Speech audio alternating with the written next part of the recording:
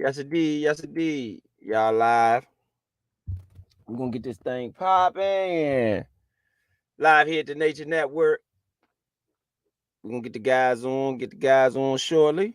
You know, chop it down with the game. You did. Let's get this thing on Instagram.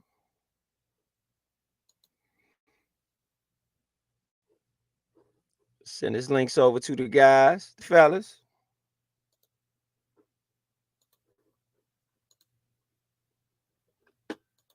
Y'all know what it do. Y'all know what it do. Shout out to everybody out there listening in. Here on YouTube, the Nature Sports Network. We about to go live. You know, with this playoff game. We're a little late, but y'all know what we do. Fashionably late. Fashionably late. Shout out to everybody out there listening, man. We're going to get y'all caught up on this playoff game. We're going to get the guys in shortly. All the guys in shortly. You're going to have Point B, possibly Big Son. Uptown Vito sure going to be in the building for sure. You know, so we're going to get this one popping. NA7. Yes, indeed. Yes, indeed. Yes, indeed. Shout out to everybody out there. This is the Nature Sports Podcast. I'm ETA Money Row, and y'all are live here. We're going to give you the Chiefs and Dolphins tonight in Kansas City. Let's get it going, baby.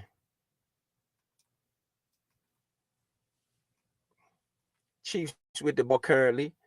Yeah, had a fumble by Patrick Mahomes.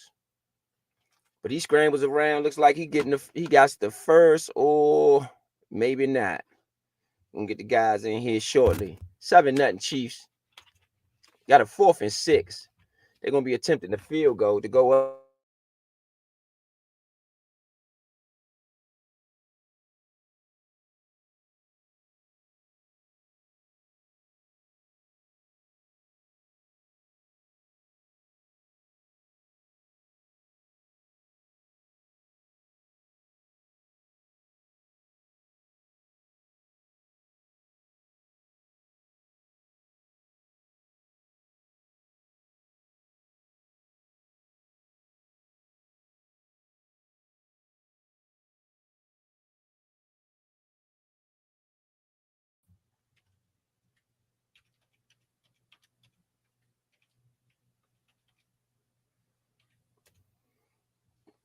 Let's get this one back on up.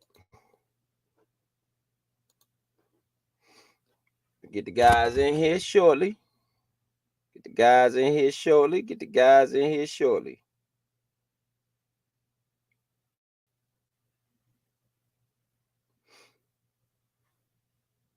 How everybody out here doing? We had an earlier game tonight. Houston, Texas will be moving on in these playoffs. Big surprise in my opinion. Vito said it wasn't that much of a surprise to him. Shout out to Vito with the good prediction. You did. So we're gonna get everything locked in. 10-0 Chiefs with the make. 12:51 left in the second quarter. No, sorry, 14 in the second quarter.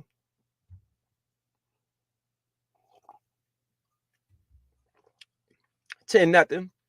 Lawrence Tynes with the kick down to the 20-yard line. It looked like a squib kick. They did not want to kick it to anybody on the Dolphins team. The Dolphins will be set up with great field position. Tyreek Hill playing his former team in these playoffs.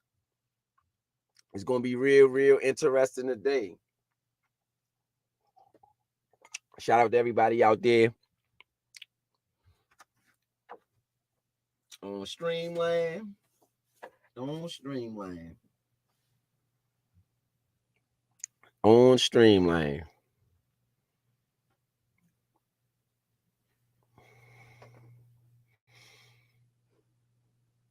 We got the Dolphins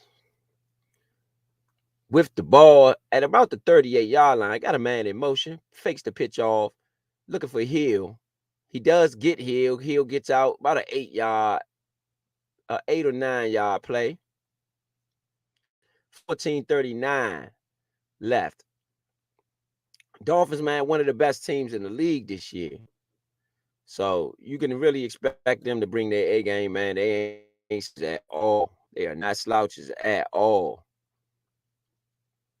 Your Dolphins up to the look like the 48, 49-yard line. 10-0. Chiefs already up on the Dolphins in the first quarter. Fakes the handoff to it. Back to pass. He's going deep already. Hill. It is a catch. Oh, he breaks a tackle. Touchdown, Tyreek Hill. Flag on the play. Flag on the play. Is that one coming back or will it stand? There is on the play. It looks like the weather not bothering these guys. These guys slanging it, ain't they? Slanging. Tyreek Hill with the touchdown. Pass interference defense.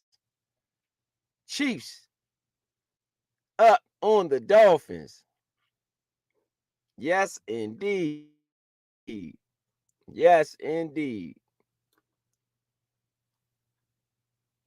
Got Uptown Vito in the building. Yo, what it do, man? What it up? What it do? What it do? Indeed. Shot Tyreek Hill for the touch. Good response. Good response. Hey, Tyreek Hill with the touch, baby. They're not going down quiet. Nah, hey, it's more points than I expected out there in that weather like that. And you can see everybody breath out there today. Hey, Pacheco running hard too, man. Yeah.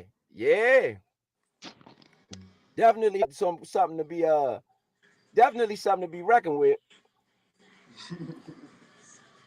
Oh yeah, Definitely something to be I just reckoned wanted with. to make sure I can get in, man. I'll be right back.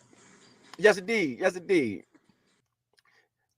So the Chiefs answers.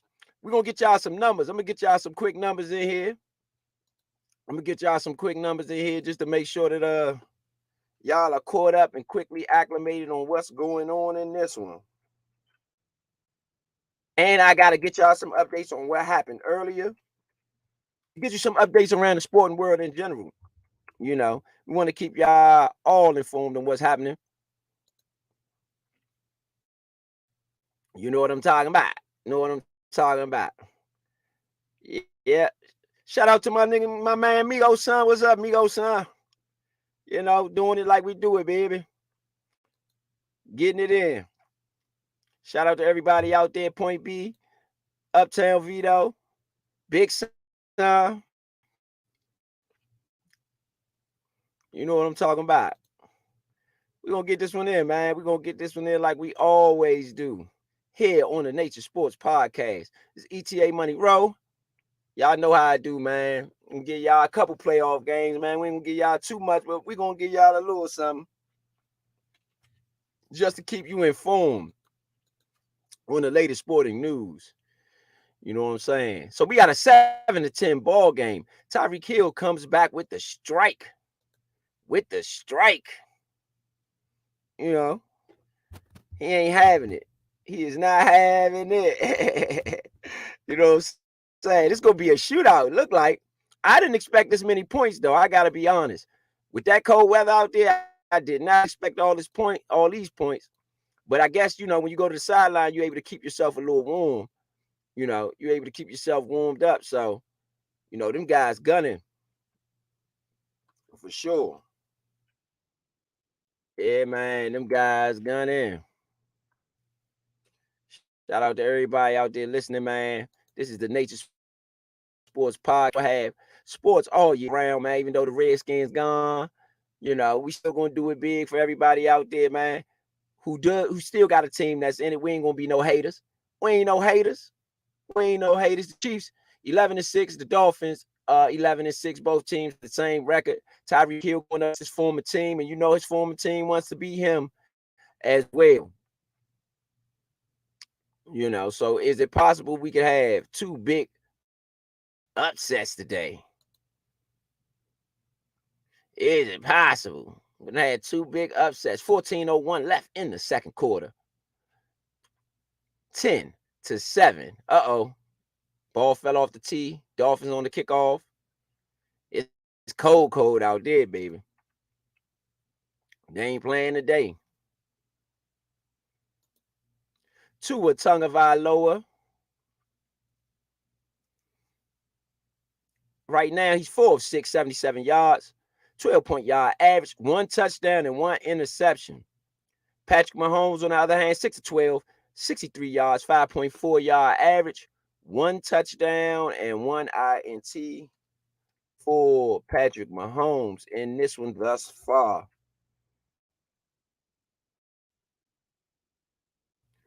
Pacheco, like Vito said, Pacheco, 9 carries, 58 yards, 6.4 yard average. Tua has 1 carry. Jalen Waddle with 1 carry. Raheem Mostert, he was actually on the injury report today. He has 3 carries for 7 yards. Devon Archain, he has 1 carry for no yards. He was a big guy for the Dolphins this year. It's Tyreek Hill with 2 catches, 62 yards, 31 yards, and a touch in this one, 52-yard touchdown for Tyreek Hill. Rashid Rice, 3 catches. Rashid Rice, 3 catches, 41 yards, 1 touchdown in this one. So you can expect the Dolphins will be here to play today. They will not go down like that. It is not going to be sweet at all. At all. At all. Got a short pass to Travis Kelce for the 42-yard gain. In this one, Patrick Mahomes out of shotgun.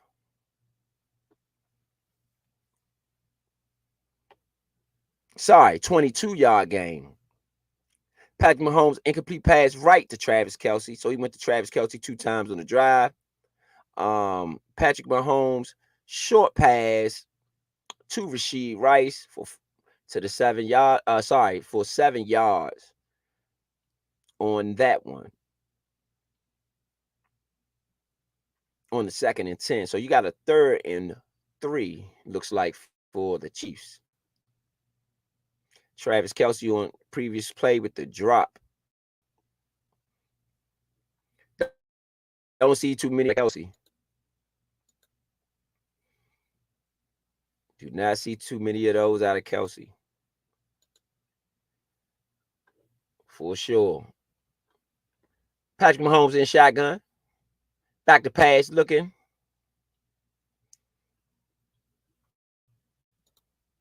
We got a 3rd and 3. It's an 8-yard catch to Valdez-Scantling to the Miami 43. 1st and 10 for the Chiefs.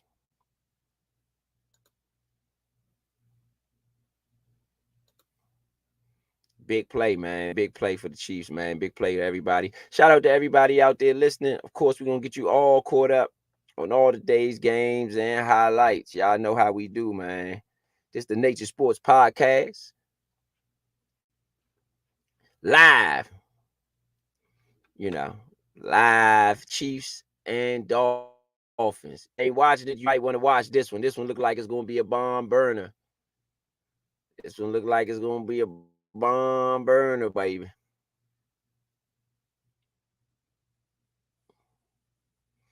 Yes, indeed. So, yeah, that was a throw to Valdez-Scantling over to the right side. And it was a good tackle by Jalen Ramsey.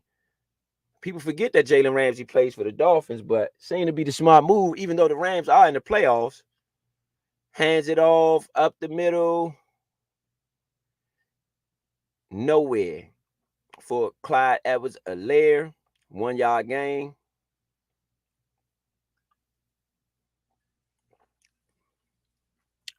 Notable players out. Bradley Chubb, Jalen Phillips, Andrew Grinkley, Jerome Baker, and Javon Holland all out for the Dolphins.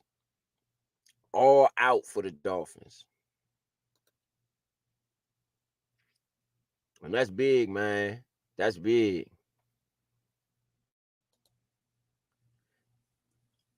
That is big. Patrick Mahomes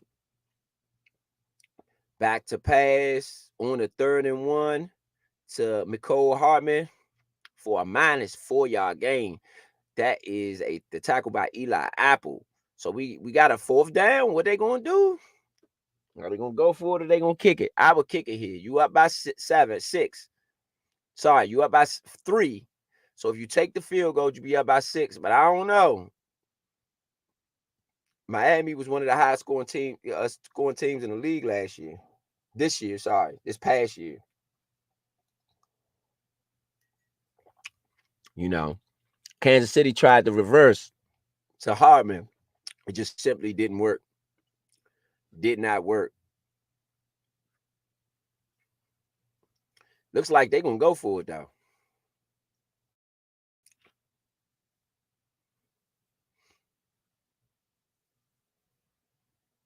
Looks like they're going to go for it. Patrick Mahomes with the scramble.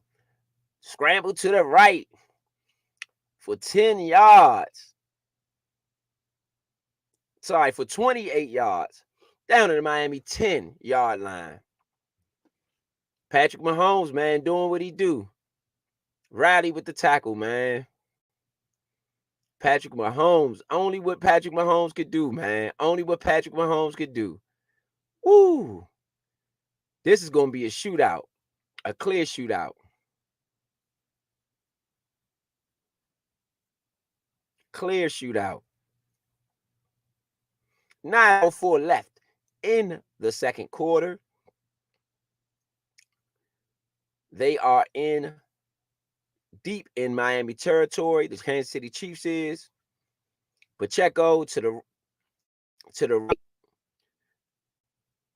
to the Miami 8 for 2 yards. Hands it off up the middle. Pacheco, he didn't really get much.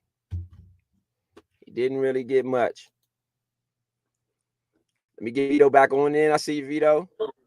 They said yes, it was a massive hold on that Patrick Mahomes run. Oh, the scramble? Yes, massive. Yeah. I agree. 26 first down scrambles by Patrick Mahomes. I agree. Led the NFL this year. Hey, that's big. Touchdown. That's big. Touchdown. You got it. Touchdown. Nullified by penalty. It's coming back. Illegal block. Illegal block. It's coming back. Illegal block. Yep, it's coming back. Blocking it back on the offense. It's coming back.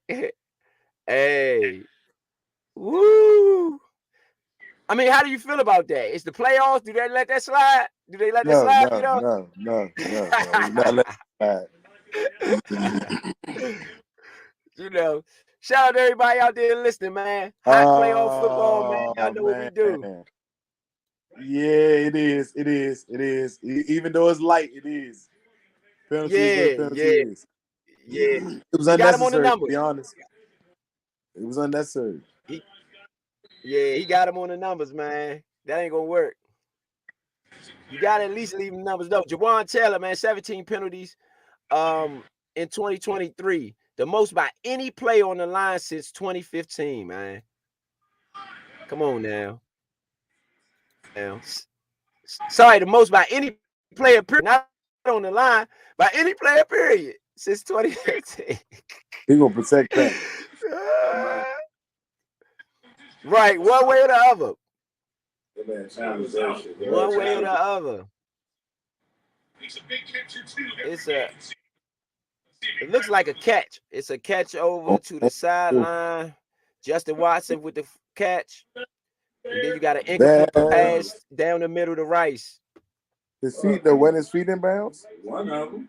Both his feet was in one leg? Right was. That's a catch, fellas. Yeah, that's a catch. He drug. That's drag. Toe drag swag. Toe drag swag, baby. It wasn't the knees landing, it was the feet dragging. Yeah, toe drag swag.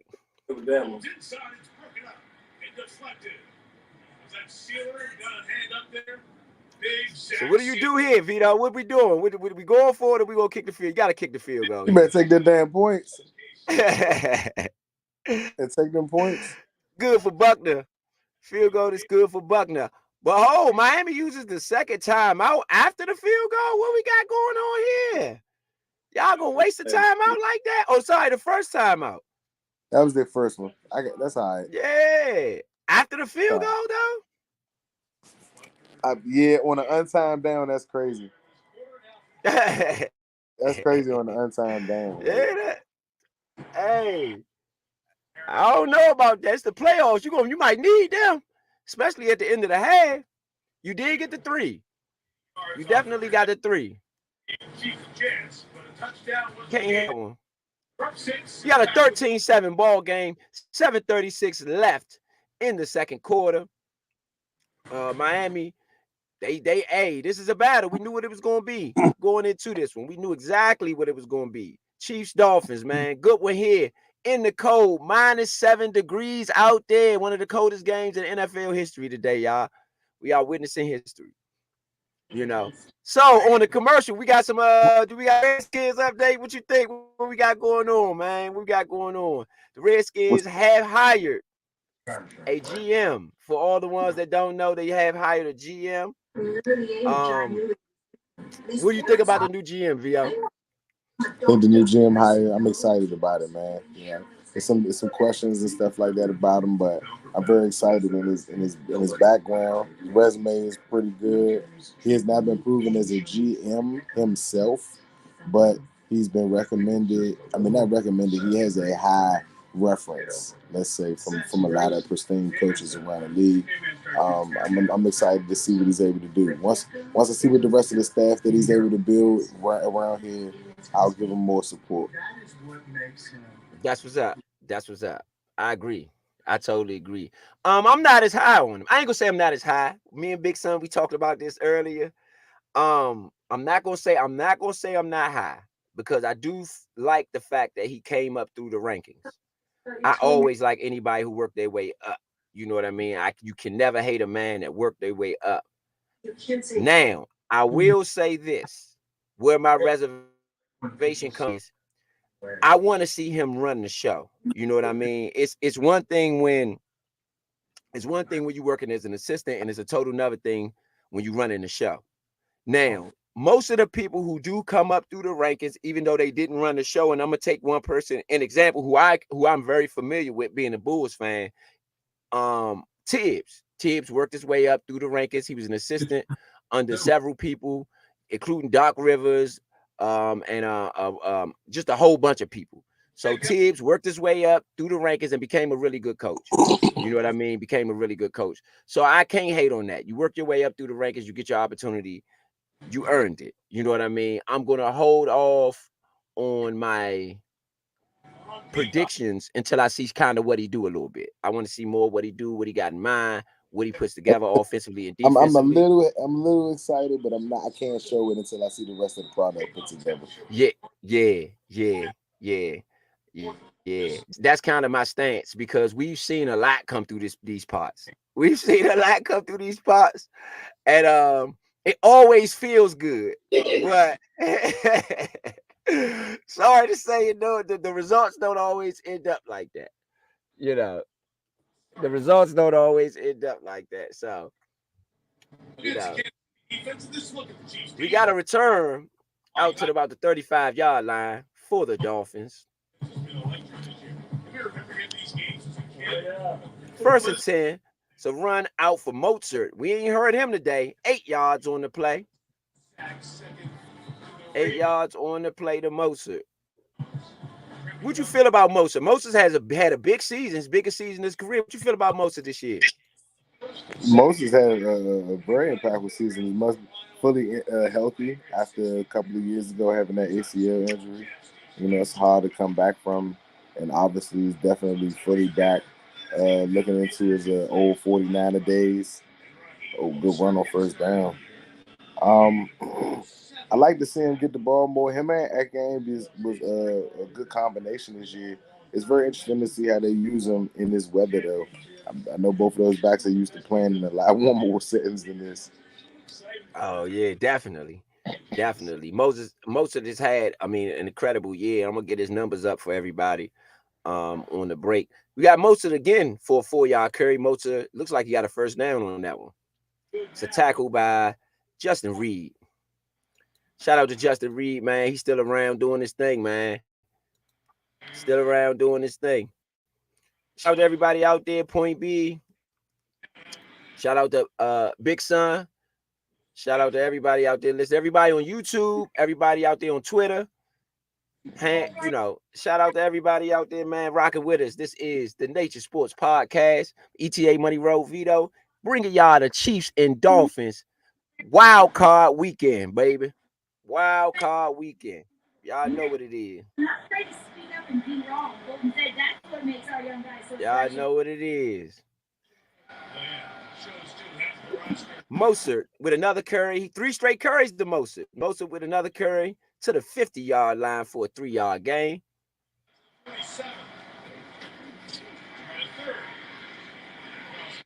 6:09, 6:05 left in the first quarter. Yeah, so they giving us a heavy dose of Mostert. I like this, though. I like this for the Chiefs. I mean, for the Dolphins, sorry. I like this for the Dolphins. To be able to slow it down, grind it up, I really like this for the Dolphins. I really like this for the Dolphins, for sure. Yes, indeed. I don't know if you're aware, Vito. Your camera done flipped over. I don't know if you're aware of it.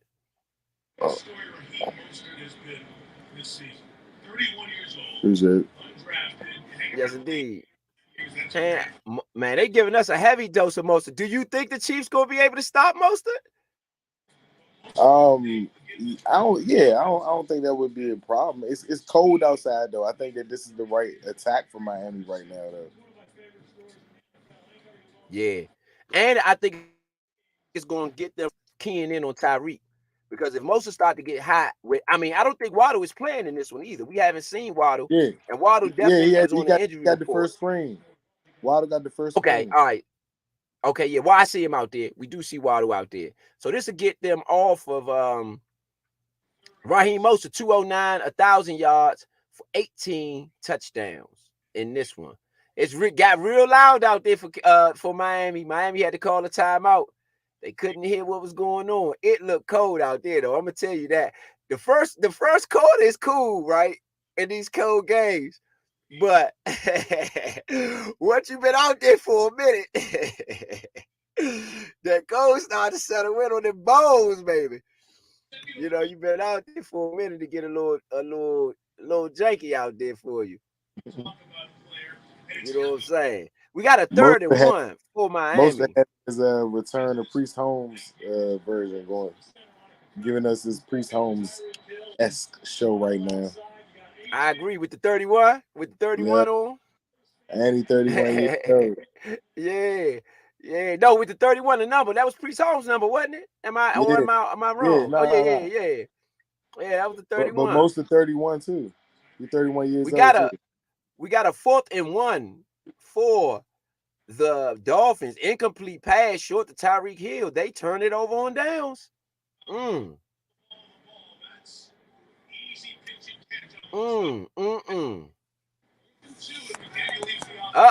I wouldn't have went for it there. I don't think I would have went for it there. I don't think you go for it there. It's just my opinion. I don't think you go for it there. Turnover on downs for the Dolphins. Is that the right approach? Playing the Chiefs? I don't think you're down by enough to be put in that position. Yeah. I agree. Yeah, I don't know about this one. But your punter did punt like a 20-yard punt last time. Maybe you're right though. Maybe that was because they was against the wind. Maybe they're against the wind. And that was a pick play. Should have been a penalty anyway. Well, let me ask you this: should they have went to Mostert? Should Mostert have been the play there? Why not? Yeah. The Chiefs did seem to be struggling.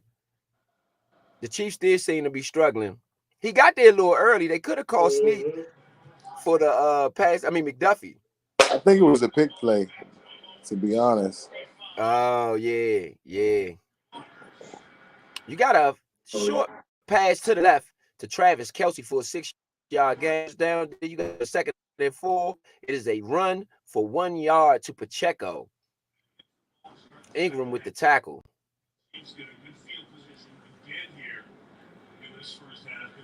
I mean, I'm gonna say this. I didn't expect this many points out there with that weather. So I'm highly impressed about how both offenses are really dealing with the weather today. Because again, Andy just Reid gonna to score some points. one way or the other. Andy Reid's gonna score some points one way or another, bro. It ain't too many times I can say that man don't put no points on the board, bro. That's not like him. I agree. I agree. You got a 3rd and 3. A pass deep left to Hardman, no good, incomplete. Incomplete. So we got a 4th and 3 from the 48. Do they do it too? Do they go hard and go for it? I will punt it. They're gonna punt because they got the lead. Yeah, they got the lead. Yeah, there's no reason to do that. There's no reason to do that. We're gonna make sure that we bring y'all all the stats and highlight all the stats for the 45-14 drubbing of the Cleveland Browns in the earlier game. Shout out to the Houston Texans for getting that one in there. Hardman wanted the penalty. But Mahomes wanted. They got a lot of slack during the regular season for whining. He did grab him, but the pass seemed to be. He grabbed him. Yeah, he did grab him. He grabbed him. He grabbed him twice. He grabbed him twice. That initial one stopped however fast he was gonna be. Yeah, you at least got to get him with illegal contact there. Even if you don't, even if you say it was before the ball got in the air, it still should be first down. Punt is a touchback by Townsend out the end zone. Bro, yo, fuck that nigga up, man. It's like, want my get back.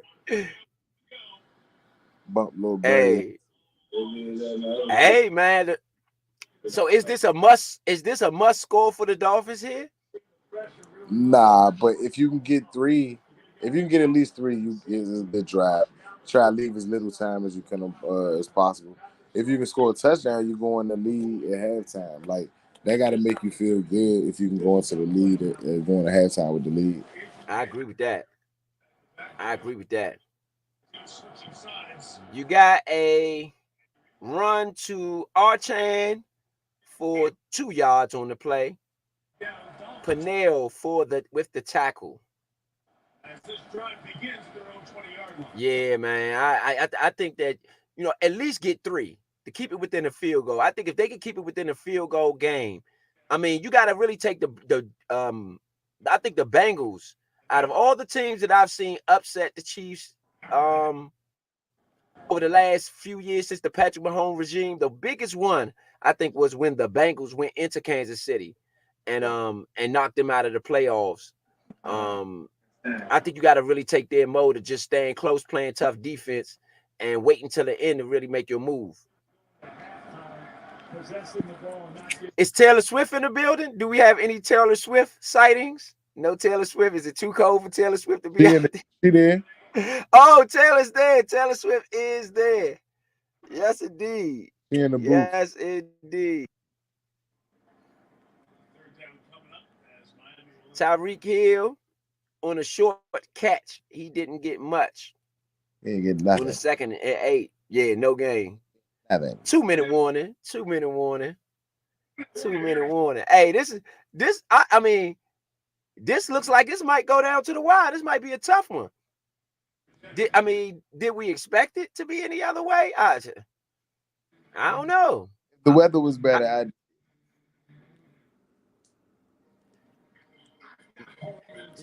But I don't know though. I can't say that because Miami got a lot of injuries. So I think it would have been a shootout either way you look at it. A low scoring shootout or a high scoring shootout. It would have been a shootout either way. Yeah, I agree. I totally agree. I totally agree. I totally agree. Again, so getting back to the skins, y'all know this is the Nature Sports Podcast. We definitely do. We're doing the Dolphins and Chiefs. We are the Redskins Network, though. We do all the skins games. Just or every Sunday, y'all can catch us here. And during the NBA season, we'll be doing NBA season. Point B has a new boxing show that will be available, and y'all be able to catch him doing many of his things with the fights coming up. Y'all know we do the everyday podcast, everyday parlay podcast, the way we give y'all some sporting bets. And just all around the board, baby, all around the board. We just gonna have different sports net. This is a full sports network, it's the Nation Sports Network. So we're gonna have all types of stuff going on all year long, man. Y'all definitely come here for all your sporting needs. When you want somebody to chop it up with, man, you can always chop it up with us during game day, baby. For sure, for sure. Oh, also, if Yes, anybody indeed. has not paid attention, my man Ro has been on fire this week. Good 8-2 the Yes, last time I indeed. checked. 8-1, 8-1, Yeah, 8-2. A2, yeah. A2, yeah. Yes, indeed. Yeah. Yeah. Today I wanted I took the day off because I wanted to make sure that y'all I got a peek at the playoff games before I jumped out there. I would at least get one peek at what the post score be. You know what I mean? Before I Hey, jumped out there. I But would have told anybody to go against Joe Flacco. Vito called it though. Vito did say that. He definitely called it, and they got obliterated today, 45-14. We're gonna be shouting out the Houston Texans all day, all night tonight because they will be moving on next week. Tomorrow we got two games. Tomorrow we got the Dallas Cowboys, which we will do that game at 4:30 p.m. And we also have the Rams and the Lions. We also going to do that game tomorrow at 8. We got a double header tomorrow at 8 p.m. So we will give you maybe an hour before the Cowboys game. We're going to do the everyday podcast. Well, actually, I got to get some college basketball in. I haven't got a chance for my college basketball fans. I haven't got a chance to give y'all no picks. So I'm going to do something special for y'all tomorrow at 11 a.m. Oh, shout out GW, man. They beat Davidson today. Conference Oh, game yeah. in the Shout out A10. GW. Yes, indeed. Yes, indeed. Yes, indeed. Shout out to GW, man. We always, especially special love to GW because we got that's family there. That's family there. So you know what I mean. So we got to shout them out. Definitely big supporters of GW. And what they doing out here, man, in the city for sure. Oh, you got to delay a game. 4th and 20 for the Chiefs. For the Dolphins from the 10-yard line. Looks like they're gonna have to punt here.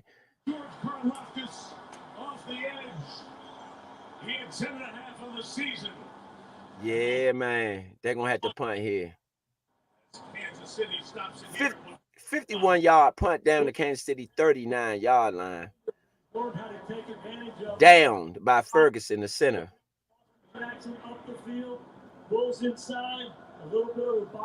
Hey, George Karlaftis has had a good season though. That's the one who got the sack on the play before of Tua Tagovailoa. Karlaftis has had a great season this year, man. You got to really give him some credit, man. Especially coming off the edge, he just mauled him. He mauled Jackson. He mauled Jackson with the one hand. He mauled Jackson with the one hand. Again, shout out to Point B. Shout out to Big Son. Y'all already know, man. The other co-host of the Nature's podcast. They're gonna be definitely on with us throughout the season, throughout these playoffs, man. It's nothing like playoff football. Nothing like playoff football. I'm excited for all the fans that's in it, man. Even the skins ain't in it. I'm still excited for the people that are Yep. in it. We ain't no haters over here. We ain't no haters. Playoffs, Just playoffs between the Rams and the Lions with the quarterback swap. Who would have thought that? Who would have thought? How many times have that happened? I would say that was an even trade. that was a bit of an even trade, right? Yeah. Well, no. because the Rams got a Super Bowl out of this. True, true, true. Can Jared Goff bring a Super Bowl to Detroit? What? Wow, wow. That The hey, first, the first ride starts tomorrow. yeah, yeah. And what do you think? What do you think their chances is of coming out the NFC? To everybody else, it's good that they made it. I think that just like Houston, watching Houston today, I'm not sure. And yes, I know it was the Browns and Joe Flacco, so I know that they need more of a test. I hope that doesn't make bettors go crazy and give them that much of a chance against everybody. But they low key might have a chance to do what the Bengals did and just play Wow, really good during the playoffs. Remember, the playoffs is only 3 wins to get to the Super Bowl if absolutely. you're in the wild card. So you only got to go on a 3-game winning streak. For all of these teams, that's what your odds are. Is a 3-game winning streak, you're in the Super Bowl, regardless of how those 3 games is won. I'm not saying Absolutely. that they absolutely do it or they go, but watching them today, they are something to play with, bro. They're not going. The Stroud is a quarterback to look at, bro. He's not. He's going to be a problem. He's going to match whatever team is coming at him. They're going to have to get beat on the other side. Their Mm, defense going to have to let them down. mm, mm. Which I really can't see happening because they do have a great defensive coordinator. On a 3rd and 5, it's a penalty. It looks like a false start. Um, Yeah, and Jawan Taylor, the same one that's yeah, been penalized all year. So it's 24th penalty of the year. it's a 3rd and 10 yard pass, 3rd and 10. Patrick Mahomes to Rice down to the Miami 17 for 39 yards. Patrick Mahomes, man, is deadly on 3rd down. Deadly on 3rd downs, man.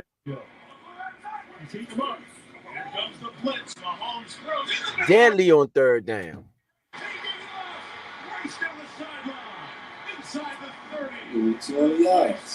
Deadly. Deadly, man. Deadly on 3rd downs, man. Look at Mahomes, man. That boy Rice looked good today. That boy Rice is putting in works. Right now, Rice has 92 yards, six receptions for 92 yards Oh for my Rice. God. Oh my God. Oh my God. Oh my gosh. But this is what I was saying about your quarterback making your anybody make, you know what I'm saying, quarterbacks. Yeah, That's why I said, like, I think that we might end up using that number 2 pick to pick a quarterback because of how much the league is promoting the change that the young guys that are really like the quarterbacks of the future that they're doing yeah, for their franchises. You know what I I'm saying? agree. Like Herbert made it so that nobody expects anybody that goes in there is looking to say that, do you want to run a franchise with this type of quarterback? They already set on the quarterback there. They got to fix other things. You know what I'm I saying? agree. Andy Reid's mustache is freezing. That's how cold it is outside. Yeah. His mustache It got is though. ice. Oh, is It that a don't got meme? icicles That on is the a meme, JoJo, bro. bro. That is gonna be a meme all week, That's bro. gonna be a meme, bro, forever, bro. Got the ice nickels on his beard, bro. Only the older dudes, man. You know he a brute. Hey, you know he a goon. You know he a goon on that one, man.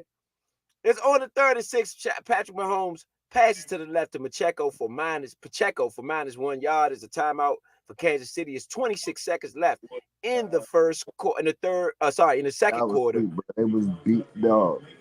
2 back-to-back pick sixes. They went for it on 4th down, got a sack. They got a touchdown. That they end up scoring it again in the 4th quarter. Like, bro, it was bad, bro. It was just Yeah. bad, bro. I mean, I'm not gonna lie. When I checked and looked at the game, it looked to be a good game. The And then Browns all of was a winning sudden, when I came in here. When I started watching the game, the Browns wow. was winning 14-10. Soon as I walked into Texas, turned up. Mm-mm-mm. That's crazy. Dang. I mean, and shout out to the Browns fans, man. I know y'all in your feelings right now. I know I'd be. You know, it's one thing to lose in the playoffs. It's another thing to get beat 45-14 to a Well, rookie they quarterback. you got to understand that they should feel good about themselves because their starting quarterback and their starting running back were injured. Yeah, I agree. and they I was at agree. 11-5. So I agree. with both of them winning, they would have been in better. They may have been playing in this game instead of the last game, and they played good against the Chiefs. I agree. um, it's cold. This game would have fit their, you know what I'm saying, his play style a lot better than playing against the Texans on turf. Right. Um, and again, like I said, the Texans right now they had home field advantage in that game. That was big for them in their Yeah. franchise. I don't think their next game is going to be in Texas, so they only had 10 wins. I think everybody else has more wins than that, so they're going to be away on everybody against everybody else. That's why I said like if they can win any other of the next games because they're going to be away, they're going to have another away game at that. But look at the momentum they'll have going into the championship game before the Super Bowl. It's just the fact that they'll be the underdog, but they'll be a well defensive team, and they'll have playoff experience, even though they're young, just by them winning as it's going on. Absolutely. But the kick is good from Buckner, 32 yards. So that's a 16-7 lead for the Kansas City Chiefs. Looks like they're going to go into halftime. It's 18 seconds left. I do not expect the Dolphins, even though they do have Tyreek Hill, the home run hitter himself, I still don't expect them to make a play on anything Nah, not other right. than a down. What I was Yeah. saying with the quarterbacks, though, not to get off of that too Mhm. far, was that Herbert's with the Chargers. You go to like a again for Miami. Miami has Ty Logan, so they're not looking for a quarterback there. You got Mahomes of Kansas City, that's already locked in, but he's considered a vet now. Anthony Richardson had a pretty good season for his first year, even though he was injured a decent amount of time. But without him being injured, he had a really good. He was going to have a really good season himself. C.J. Yeah. Stroud then locked up his starting spot as the quarterback there. The Browns are good with Deshaun Watson and having a veteran. Even if they go with a younger quarterback, they don't have to pick them in the first round, so they can pick up one of the old later quarterbacks. You know what I'm saying? Later on in the second or later on in the third, they could probably be somebody that could play later on down the line. The Packers are where they're trying to figure out, but their quarterback they're trying to figure out is in the playoffs. So how Yeah. much are they out for reach for a new quarterback? Yeah. Justin Fields is the question there with Chicago, but just like you said, do we pick a quarterback up when we have a quarterback and all we need is weapons for this quarterback? And then there's Marvin Harrison Jr. sitting there, just like you said. The Giants are probably third or fourth behind us. The Arizona Cardinals, who do not have the Hopkins, are going to pick. That's where Marvin Harrison is either going to go to the Giants or to the Cardinals, in my opinion. But neither one of those teams, even though the Giants would probably, I mean, not the Giants, the Cardinals, even though I like Kyler Murray, I understand where someone would be looking for another quarterback for their franchise just based on injury and the fact that because he's his height, you have to have a specific scheme based around him to make him successful. I agree. I agree. The Giants are locked in with Daniel Jones, even though I think they could look for a better quarterback. I still think that the 144 million means that they're locked in. So So Marvin do you, Harrison so Jr. looks way more attractive with them, you know what I'm saying, than the Cardinals, who might not be sure of whether they're going to go there or not. The Falcons are going to be looking for a quarterback. The Titans may be cool with Will Levis because of his experience that he's had playing some games. He's still young, like any of the other quarterbacks coming in. He's still under his rookie contract. You don't have anything to worry about there, and you can address some other things. The Marvin Harrison Jr. thing might be interesting there, but that's later on in the first round, and I don't think he's going to last that long. you don't But think so? Yeah, I don't think he's gonna last that long either. come No, on, no bro. You way, talking no about way, it no with way. Calvin Johnson, with Larry Top Fitzgerald? Like, yes, of Yeah, top course. Like, five. you know what I'm saying? So that's what I said. That's what makes the pick for us having number two so odd because I don't know how sold everybody is on how when you have some options that are assumed to be better right now coming out at quarterback. And then if you keep that pick, I mean, you could sell that pick to somebody who wants that quarterback, but has enough of a pick that you can get that wide receiver if you really want him. But who's going to be the quarterback now? Or are you able to get that quarterback if you can get two first round picks? The Dolphins actually did go for the juggernaut. They actually did. It was the end of the half. They did take a shot. They did take a shot. Got a 16-7 lead. And Yeah, they took a shot. I wouldn't have taken a shot there because that could have been really bad. Could have been a That pick could have, six. yeah, it could have been a pick six, and you blow the game open at that moment. So I wouldn't have taken the shot, but for whatever reason, they felt the need to do so. So you know, shout out to everybody out there listening, man. This is the Nature Sports Podcast where we do all of the Redskin games. Not only the Redskin games, we are doing most of the playoff games, man. We're gonna give it to y'all raw and allow you guys to get in where you fit in at. Point B, Big Son. Shout out to the guys, man. Y'all already know what it do. We're gonna continue to hit you over the head with this realness. I'm gonna give y'all some halftime stats of this game, and then I'm gonna give you other stats for other games as well, which is the early game, which, like, again, shout out to the Houston Texans for going ahead and moving ahead and getting rid of the Cleveland Browns. Shout out to the Cleveland Brown fans, too. Y'all were on your fourth quarterback this season. Let's be clear about that. Y'all were on your fourth quarterback this season. I mean, who can hate on that? And y'all made it to the playoffs. The Skins only had one quarterback, and we won 4 games the whole season. So that's to put some things in perspective. And not to mention, the AFC North has 3 teams in the playoffs this year. So, which is the Pittsburgh Steelers, the Baltimore Ravens, who have the bye, and the Cleveland Browns. So they were in a tough division and still found their way into the playoffs, man. You got to give them some credit, some real credit on that one, So shout out to all the Baltimore fans out there, even if you did lose. I mean, the Cleveland fans, even if you did lose today, all wasn't lost because you were on your fourth quarterback and you still made the playoffs. So imagine when Watson gets healthy or to go another direction, what you're going to have there. So on this one, Tua Tagovailoa right now is 6 for 11, 94 yards, 8.5 yard average, 1 touchdown, 1 interception. He's been sacked 1 time. He has a rating of 75.6. Raheem Mostert, 7 carries, 28 yards, 4.0 yard average. His long has been 8. 1 curry for Tua, that's pretty much, and it's 1 maybe curry for Waddle, 1 for Archan. 2 for Archan. He hasn't really done much. Tyreek Hill has 3 catches for 62 yards. On the defensive end, Deshaun Elliott has 6 total tackles, 2 solos. And Duke Riley has 5 total tackles, 2 solos. So you definitely want to shout them guys out. On the other side, you got the Kansas City Chiefs. Patrick Mahomes, 15 for 26, 167 yards. He is lighting it up. 6.4 yard average, 1 touchdown. No interceptions, no sacks. 89.7 yard average. Pacheco, 12 curries, 65 yards, 5.4 yard average. Patrick Mahomes also has 1 curry for 28 yards. Patrick Mahomes right now is he's over 200. No. Yeah, he's close to 200 yards. It might be over, a little over 200 yards in total offense by himself in the first half. He's on pace to have over 400 total yards in this game by himself. Rashee Rice has 6 receptions for 92 yards. He's been a nice pickup for them in a time where they really are missing receivers. Mahomes has found a new guy, this Rashee Rice guy. 15-yard average, 1 touchdown, 39-yard.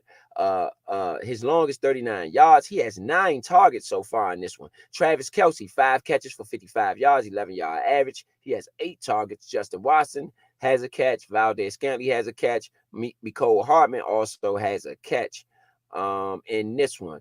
Buckner seems to be the unsung hero with 2 field goals for the Kansas City Chiefs. On the defensive side, Justin Reed has 3 tackles. Carl Loftus has 4 total tackles, 1 sack, and 1 tackle for a loss, and 2 quarterback hits. So Carl Loftus over there on that right side seems to really be giving them a little bit of havoc when it comes to the Dolphins passing game. Actually, Harrison Buckner has 3 field goals. Let me rephrase that. 3 for 3 for field goal range. His long is 32 and 1 for 1 for extra points. Carl Loftus has 10 of the Kansas City Chiefs 16 points right now.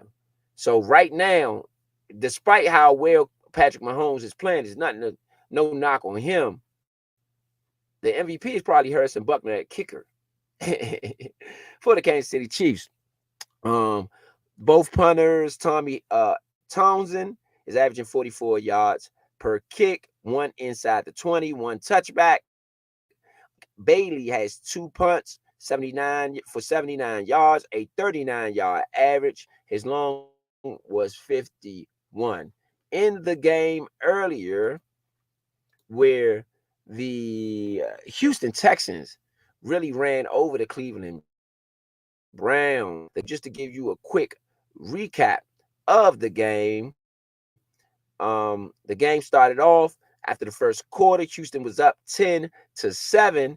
And then the Cleveland Browns came back with a touchdown, but Houston lit it up in the second as well, scoring 14 points. And then another 14 in the third, where Cleveland didn't score any. And then another 7 in the fourth, and Cleveland did not score any, ending up to 45-14. In this one, Joe Flacco was 34 for 46, 307, 6.7-yard average, 1 touchdown, 2 interceptions. He was sacked 4 times. His quarterback rating was 50.0. His total QBR and his rating was 80.6.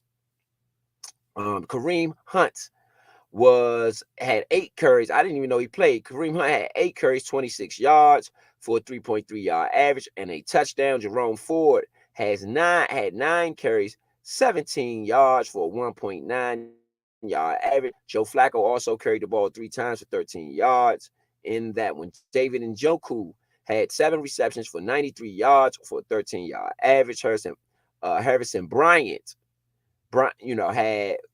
Bryant had 4 receptions, 65 yards. Amari Cooper, 4 receptions, 59 yards. David Bell also had 8 receptions for 54 yards. Jerome Ford had 4 receptions, 15 yards. Elijah Moore had 2 catches. Kareem Hunt had 5 catches for 9 yards. Marquise Goodwin had no catches for no yards and a target in this one. On the defensive end, you had no sacks for the Cleveland Browns. Myles Garrett had 3 tackles in this one and 2 solos. On the other side, the winners, no offense to the Cleveland Browns. Of course, we appreciate your participation in this one. But this was definitely about the Houston Texans today. CJ Stroud, 16 for 21, 274, 13-yard average, 3 touchdowns, no interceptions, no sacks for 98.4 yards. On this one, 157-yard average. 157 for 157 quarterback rating. Excuse me. Devin Singletary, 13 catches for 66 yards, 5.1-yard average, and a touchdown. Devin Singletary has been a great addition for the Houston Texans. Let's be clear about that. Looking at these guys on the sideline, I'm not gonna lie. Tony Dungy makes me glad I'm in studio doing this one, boy. That boy, not that boy, that man, grown man, looks cold out there. You know what I'm saying? Rodney Harrison also looks extremely cold out there. So shout out to them guys for being out there in that cold weather, boy. Y'all make me happy that I am in studio with the Nature Sports Podcast Network for sure. Shout out to everybody out there, Uptown Vito, Point B, the other co-hosts of this program. We're gonna be giving y'all all the today's news, sports highlights on this one. Going back to the Houston Texans, Nico Collins had 6 receptions for 96 yards and a touchdown. Brevin Jordan had 1 reception for 76 yards and a touchdown on 1 target. John Mache, the third, 3 receptions, 44 yards.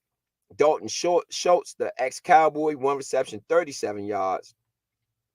Robert Woods had a catch in this one. Devin Singletary had 3 catches for 4 yards on this one. On the defensive end, Desmond King had 12 tackles. Big game for Desmond King. Blake Cashman had 10 tackles, 6 solos. Christian Harris had 8 tackles, 7 solos. These guys really put in work. They had 2 interceptions on the Houston Texans side. Steven Nelson had a pick, and Christian Harris also had a pick. So these guys put in work on a kick return. Desmond King, 1 kick return for 8 yards. They had 1 field goal for Houston. No field goals for Cleveland in this one. Cameron Johnson was of had 4 punts for a 46-yard average. Corey Bajores, if I'm saying that right, had four kicks for 176, a 44-yard average, had 1 punt inside the 20. His long was 52. Houston Texans take that one against the Cleveland Browns on this playoff Saturday. Shout out to everybody out there listening. This is the Nature Sports Podcast, man. Y'all know what we do. Bringing y'all all the good football this weekend. You know what I mean? So we're going to continue to do our thing. We're going to continue to ride it out. Shout out to everybody out there, DC and beyond. Y'all y'all know how we do it.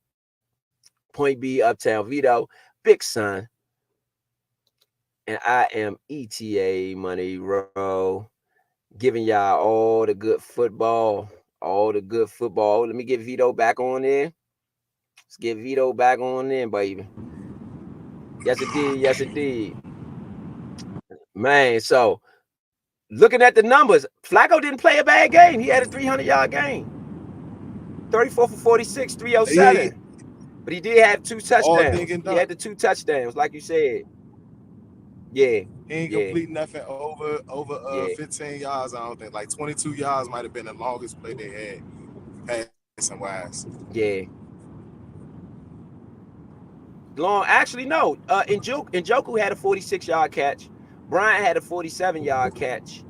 And that was it. Then it goes down to 19, 16, 11. So, yeah, you're right. It was two longer catches, but most of them were pretty short.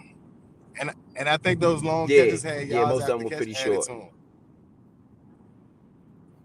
Right. I think the yards after catch plays had some they had some extra stuff added to them. So yeah. Who you like? I mean, okay, again, so we got some. Why we on the halftime? No, I was saying, don't get me wrong. He did. He played a really good first quarter. First quarter to the mid second quarter, he was kicking it butt. But like I said, not being able to find Cooper, whether he was hurt or not, kind of made him one dynamic. You know what I'm saying? So it wasn't really hard to govern. Right. The tight ends was really giving them problems. So whoever has a tight end in the matchup that plays the Texans next is going to actually be able to have maybe a little bit of an advantage right there. Not that they didn't play well, but that's where they did a lot of their damage with the Browns. Yeah, and Njoku had an amazing game, to be honest with you. But he's had a good season all year, to be honest, though. So it could just be him. But you're right. Though. They had trouble, obviously, if they did have a big season, which we all know, and they still wasn't able to stop it, then it just could be that they have a deficiency there on guarding the tight end. Because he has had a big year. If there's any weakness right there. So where he was going at? No, I was going to say, who you like tomorrow? Green Bay, Dallas. Who you like? Let me read off some stats. I'm wearing my cheese hat. You know I'm not going for the Cowboys. Okay. Yeah. I don't have any idea what the Packers are gonna do.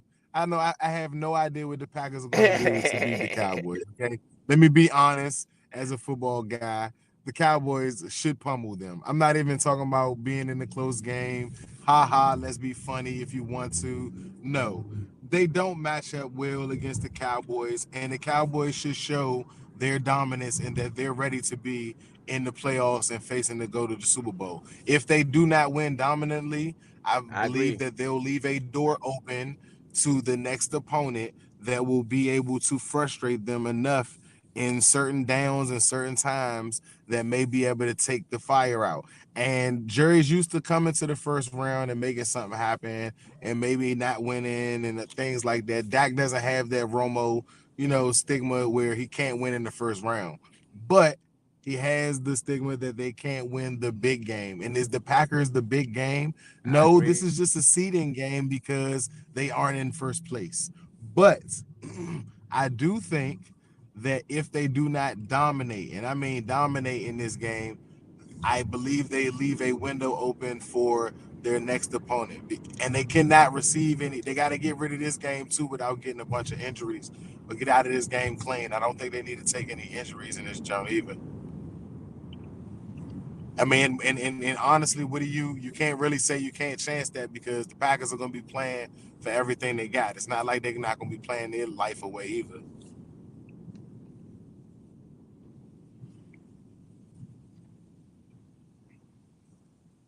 I agree. To give you an incomplete pass, the second half has started. Complete. It is 10 to get the ball first on the fake handoff to Raheem Mostert. They were looking for the tight end on the outside. He just simply dropped it. It looked like it's cold. It got cold out there for him. He didn't even put his hands out. He didn't even put his hands out for that one. It just looked like the cold that got to him a little bit to take him out.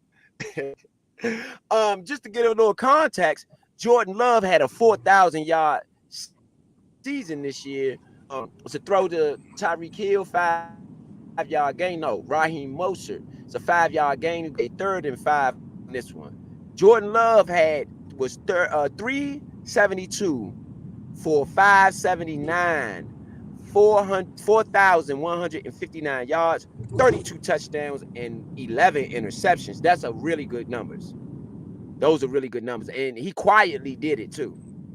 32 and 11 and 4,000 at that. Those really good numbers. Dak Prescott, 4,500 yards, 36 touchdowns, and 9 interceptions. So this is one of Dak's best seasons, 36 and 9 for Dak. It is Tua gets out of the sack. He's scrambling. He does not get the first. They're going to have to punt it.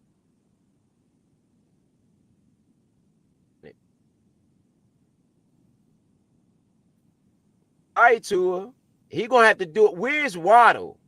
We're going to have to see Waddle in this one. I don't think the Dolphins are going to, but they might have to go lean on the running game a little bit.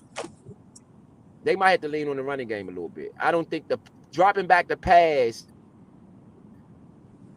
50 degrees probably isn't the smartest thing to do. And so you got to punt all the way down to the 39-yard line. Yeah, that's not going to work. They need to really lean on. I think Mostert's having a pretty good game. I just think they should really try Mostert on this one. Travis Kelce has 1, 2, 3 drops so far in this game for Travis Kelce. Just to highlight that, he has 8 targets, 3 drops, 5 receptions. Going back to the Dallas game, Aaron Jones will play in this game. He has 656 yards and 2 touchdowns. He hasn't really been a factor. The factor that we are used to Aaron Jones being in this season, Tony Pollard did get 1,000 yards. In this one, Tony Pollard had 1,005 yards on 6 touchdowns. CeeDee Lamb had 1,700 yards this year and 12 touchdowns. 1,700 yards and 12 touchdowns and 135 receptions. Those are massive That's got to be a numbers. Cowboy record. Those are massive Those numbers. Cowboys records. That has to be. Yeah. Those are massive numbers. Patrick Mahomes looking deep. It is a catch down to the 50-yard line for Gray, the tight end, who actually caught the ball. No, nothing against Travis Kelce, but he definitely caught that one. Yeah, so those are really, really big numbers. Jair Alexander is questionable tomorrow. AJ Dillon is also questionable tomorrow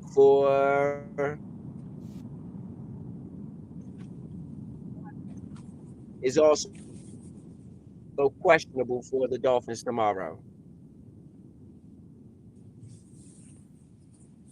Someone for the Packers. Shout out to them guys out there, man. Yeah, for the Packers. Yeah. So they have some guys out there questionable. Let's look up for the Cowboys and see what their injury report looks like. Just trying to give y'all a preview of the other games. Patrick Mahomes, it's a 2nd and 12.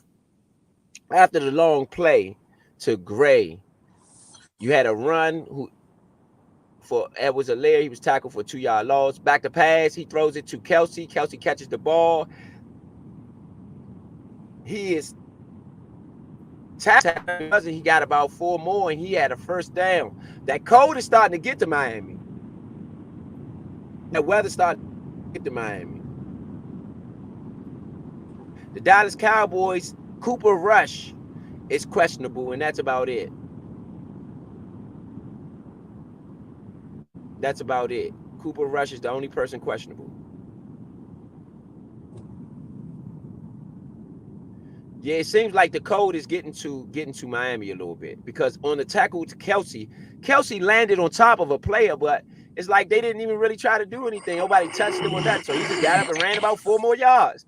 Patrick Mahomes back to pass, looks, he throws it short. It is incomplete, but he had a man around his ankles. It is incomplete. 2nd and 10 for the Chiefs. They are up 16-7 in this one. I think if the Chiefs score here, I'm not gonna say it's gonna be hard for the Dolphins to get back in it, but it's gonna be extremely difficult because of the weather. The Chiefs right now have 288 yards to the Dolphins 146 yards.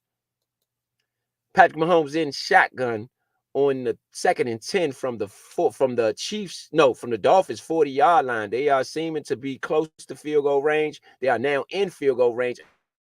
Another first and out of bounds for the Chiefs to Rice. Rice is hurt.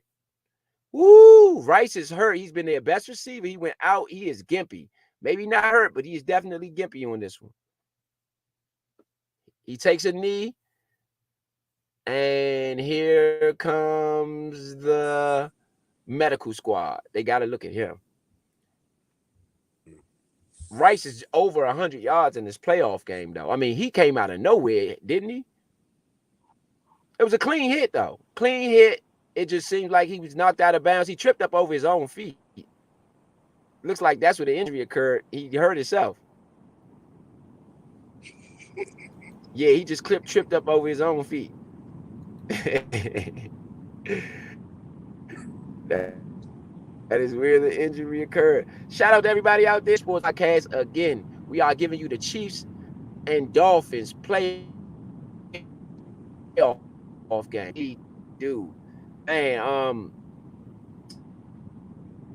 yeah, so given the Cowboys offensively, man, the Cowboys have the number. I mean, they scored 509 points this year, while only giving up 315. They have the number 5 defense in the league in terms of points.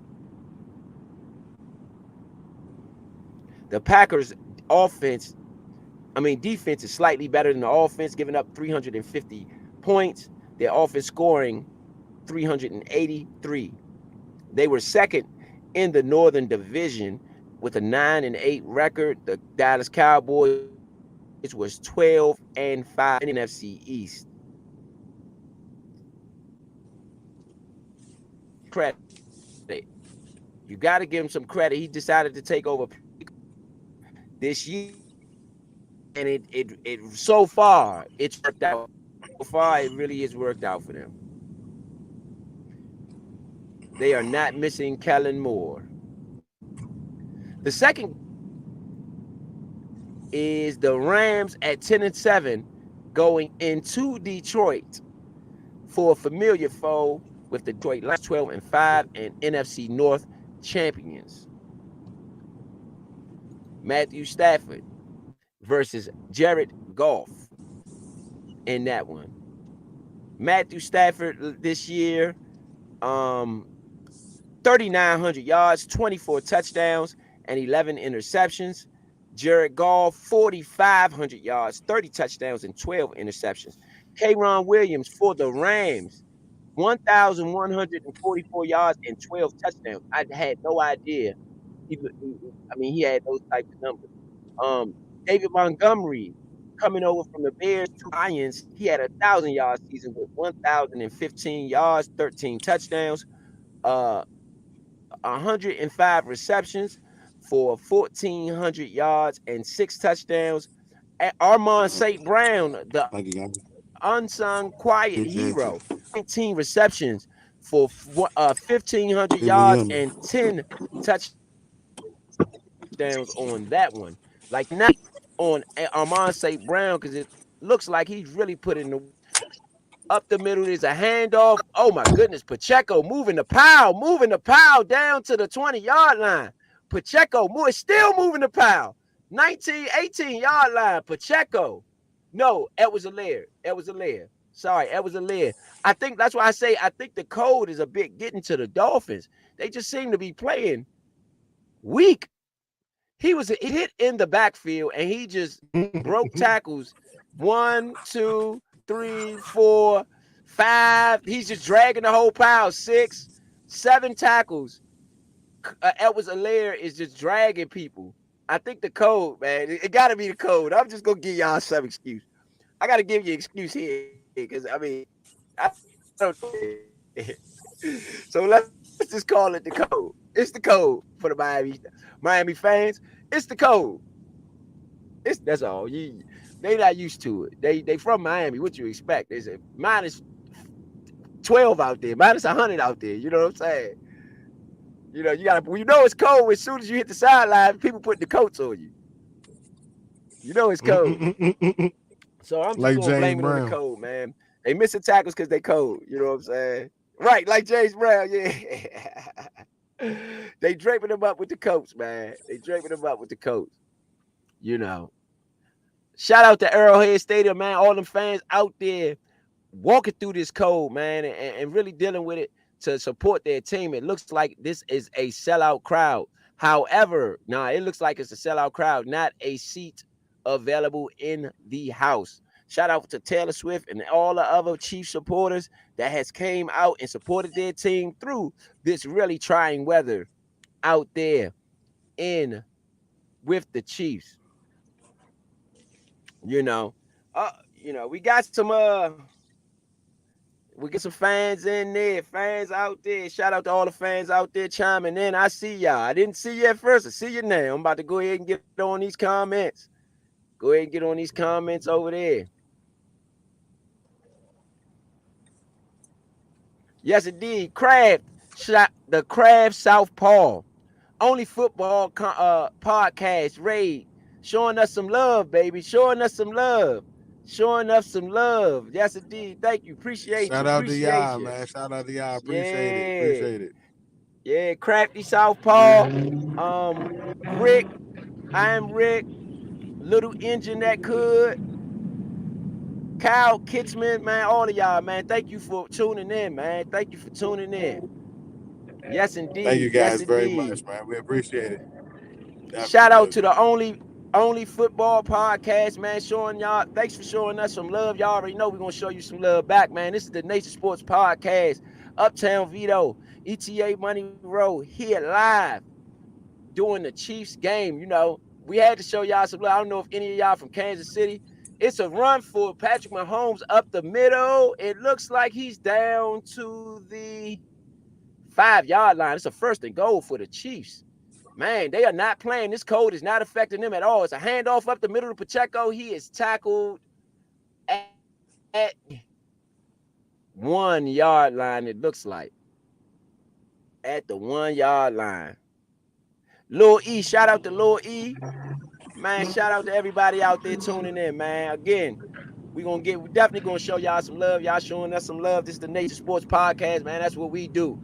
You can catch us here live on most of the playoff games. We're gonna try to bring you as many as we can because we know how it can be. Whether you're at work, whether you're on the road, whether you're home, we trying to give you some real comments. Some real commentary on these games. Patrick Mahomes back to pass. He throws it out the back of the end zone. It is the third quarter, 7:56 left in this one, a 16-7 ball game, and we got a third and goal for the Chiefs. The ref took the grass out Patrick Mahomes. Oh, they stopped it. They stopped it. They looked at his helmet. Something going on with Patrick Mahomes' helmet. He got a broken helmet. He has a broken helmet. We got a ref timeout. I thought he was taking grass. I thought the ref was taking grass out of Patrick Mahomes' hair. I was like, what the ref doing? He taking grass out his helmet when they started doing that. I know he the man and everything, but that's the Jordan treatment for real. You start taking grass out the quarterback helmet as a ref. That's the super Jordan treatment, but it wasn't that. Apologize to us. It was not that. It was not that. You know. Shout out to Nah, it's just a everybody frozen there face listening, mask. man.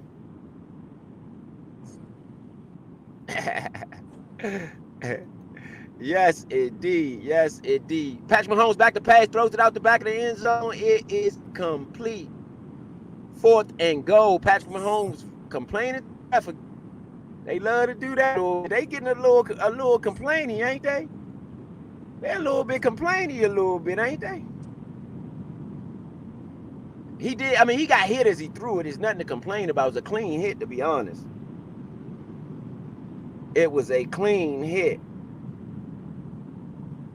Y'all know what we doing, man. Y'all know what we do. 17-6 ball game. It is the fourth down. Buckner. That's who my MVP is right now. Is Buckner, the kicker. He now 3 field goals. 4th field goal. Another field goal for Buckner. It is a 19-7 ball game in Kansas City. Man, who else did you get? I mean, no offense. Patrick Mahomes' numbers are gaudy right now, but he has not gotten in the end zone. Let's be clear about that. He has not gotten in the end zone, so you got to give credit for Buckner for selling those kicks and really giving those guys a leg up in this game. So the Rams and the Rams and Lions. What you got? What you got, Vito? What you got on that one? I'm going Detroit, bro.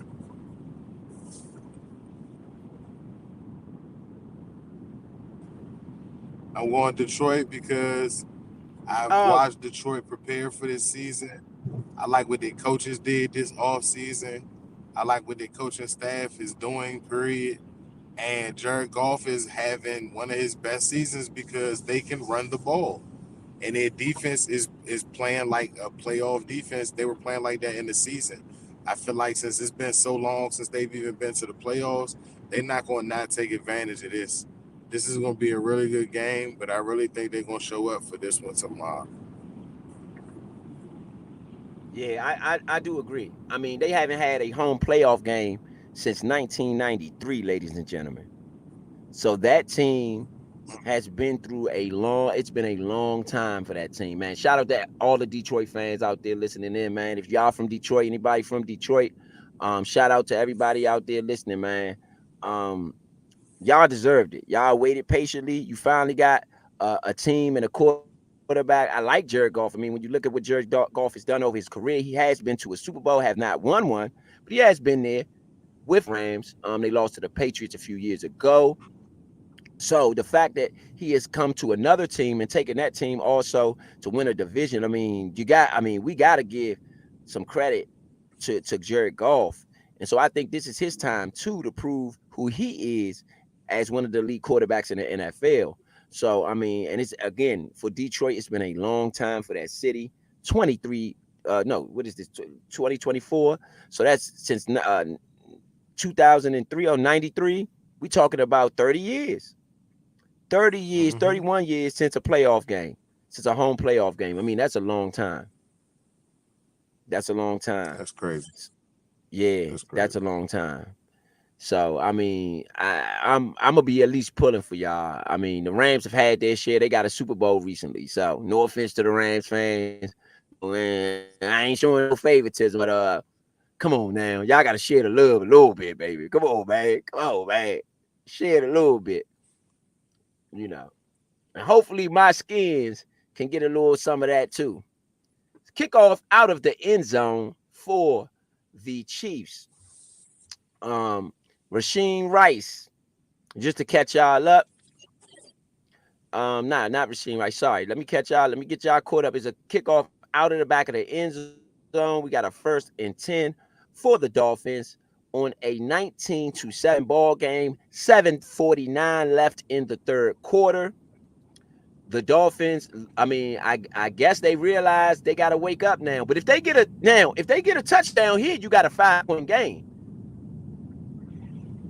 If they get a touchdown here, they're pretty much back in it.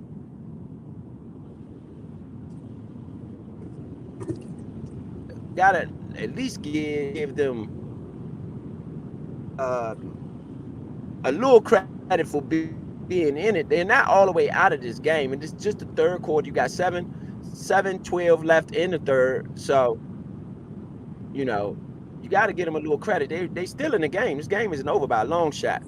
2nd and 10 for Tua Tagovailoa, a short pass to Smith for a 5-yard catch.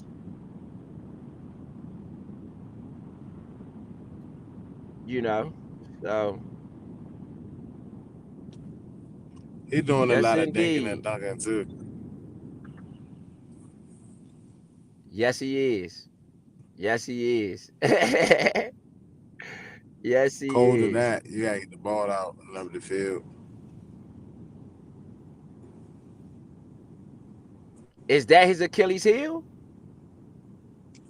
For Tua? Tua's been the best quarterback, or most say he's the best quarterback in the league, or one of the top ones. And this is the guy that scored 84 points this year in one game. That's the quarterback who did it. And he has 7 right now with 6 minutes left in the third.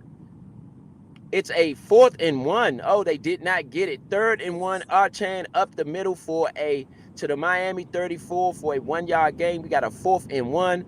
They are going for it. No huddle for Tua. They are going for the 4th and 1.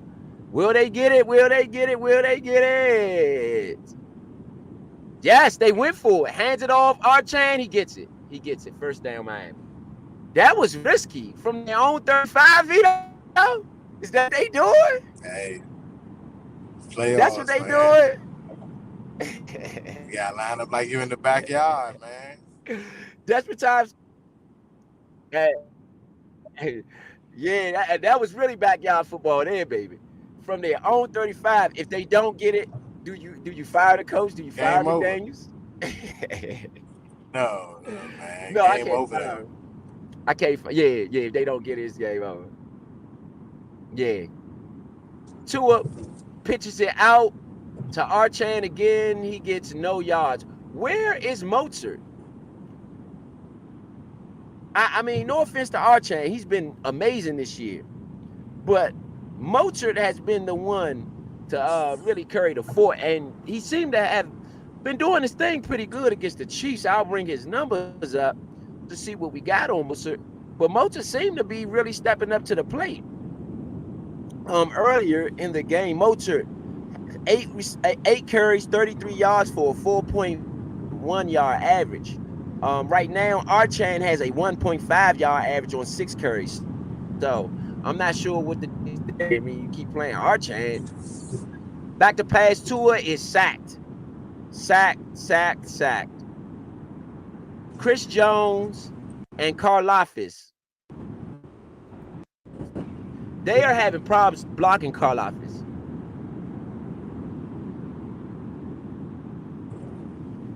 We got a 2nd and 10. Sorry, we have a 3rd and 14. To the left side to Archan. It just looked like that was a give up there. They didn't even look like they was trying to. You got a 4th and 13. Miami will have to punt it again. I mean, what was the point of going for? I don't know what that was. I don't. The dinking and dunking ain't gonna work.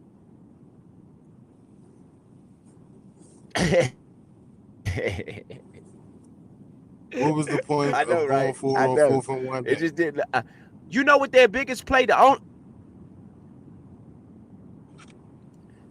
Like you said though, Vito, they got to throw the ball downfield. Tyreek Hill burnt them on the 7 that they got. It was a Tyreek Hill throw deep, and they haven't gone deep yet. They haven't gone deep since.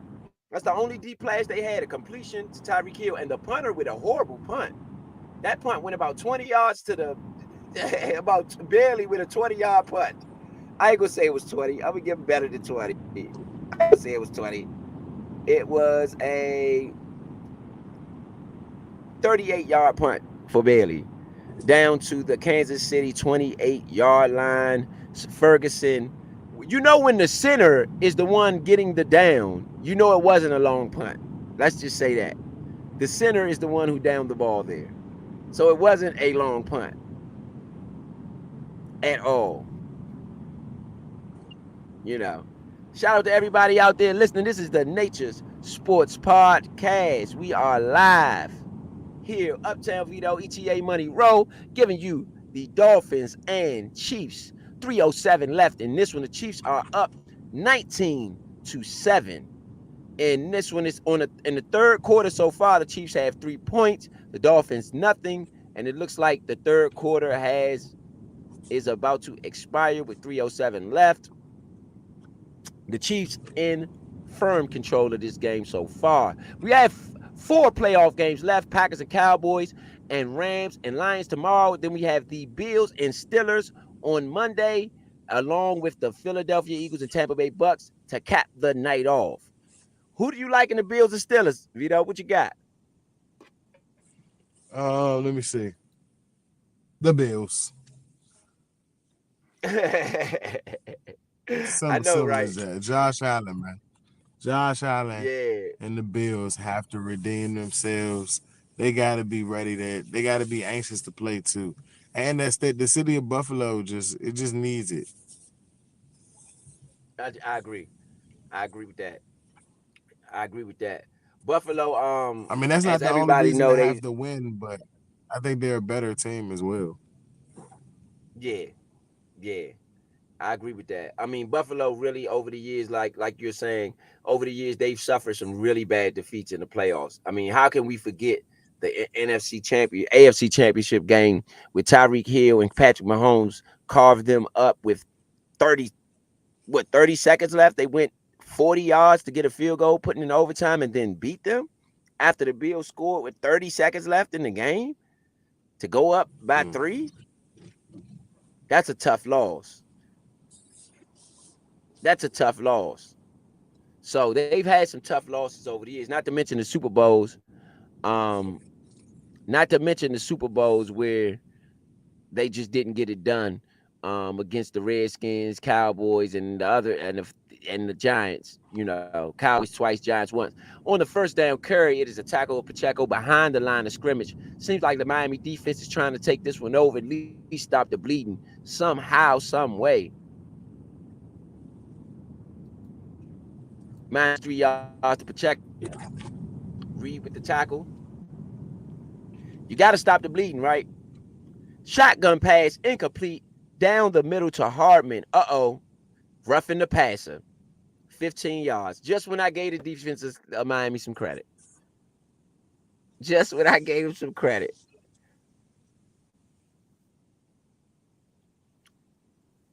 So it's 15 And yards from the Miami can't 25. come back, bro.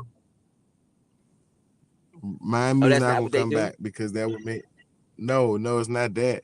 Is if they came back, this would go over. Is this game not gonna go over? I agree. I agree.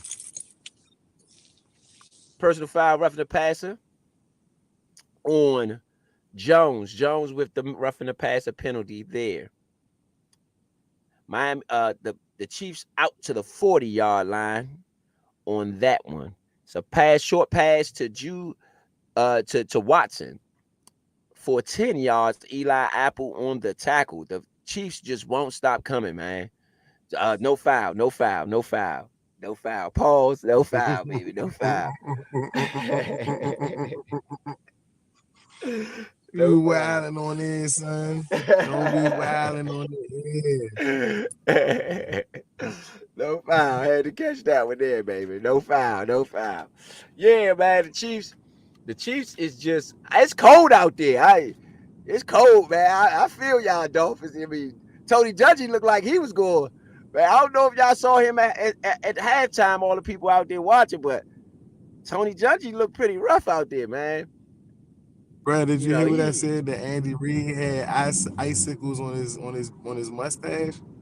oh yeah. Yeah, That's it's cold. It's unreal, cold, bro. cold. That's I know, unreal. right? Yeah.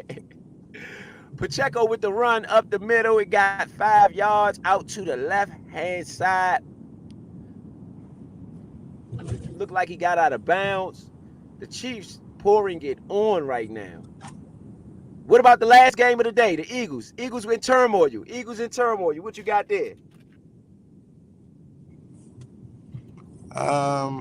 Against the who, wait a minute, who the Eagles play tomorrow? The Tampa. Hold on. Tampa Bay Yeah, they Bucks. should be able to Tampa handle. Bay Bucks. They got the They should Bucks. be able to, Yeah. they should be able to handle business. I don't know though. Baker I'm Mayfield's gonna be not honest with you. Mayfield has had a good season. Baker, He's had probably his best season Baker's of his Baker. career. Baker's That's Baker. true. That's true. Jalen Baker's Ramsey Baker. almost came up with the interception on Patrick Mahomes. It was close. He almost made a play for that defense. I mean, for that offense and that defense as well.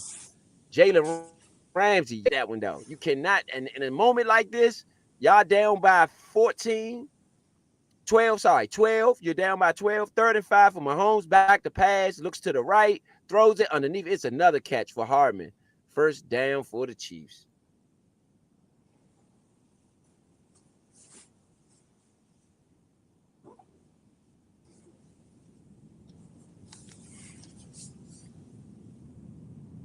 Ain't no getting around that, man. Ain't no getting around that. The Chiefs are just, I think they're just handling the weather better than the Dolphins at this point. Because what can you do about the weather? If you got to play, you got to play. Might as well play and get hype. You know what I'm saying? Only way you're going to get hype is by making plays. I agree. I blame the equipment manager on the Dolphin sideline. They ain't keeping them players warm, man. I don't know. I blame the equipment people. There you go. There you go. Everybody out there listening, man. Everybody out there listening. It is the equipment managers on the Dolphins sideline, man. It is the equipment man on the sideline. It's the equipment manager's fault. Shout out Yeah, because to Tyreek Hill should be going deep everybody. on every first down. To me, if you can get a one-play drive when it's cold like that, why not? Why not try your hand? You know, Crafty Southpaw. Shout out to everybody out there listening, sending some football love. They say they sending us some football podcast love, baby. Y'all know it, Shout man. out Y'all to know y'all, it. man. Yeah. Yes, indeed, man. Y'all know how we do this, the Nature Sports Podcast. Shout out to everybody out there around the country.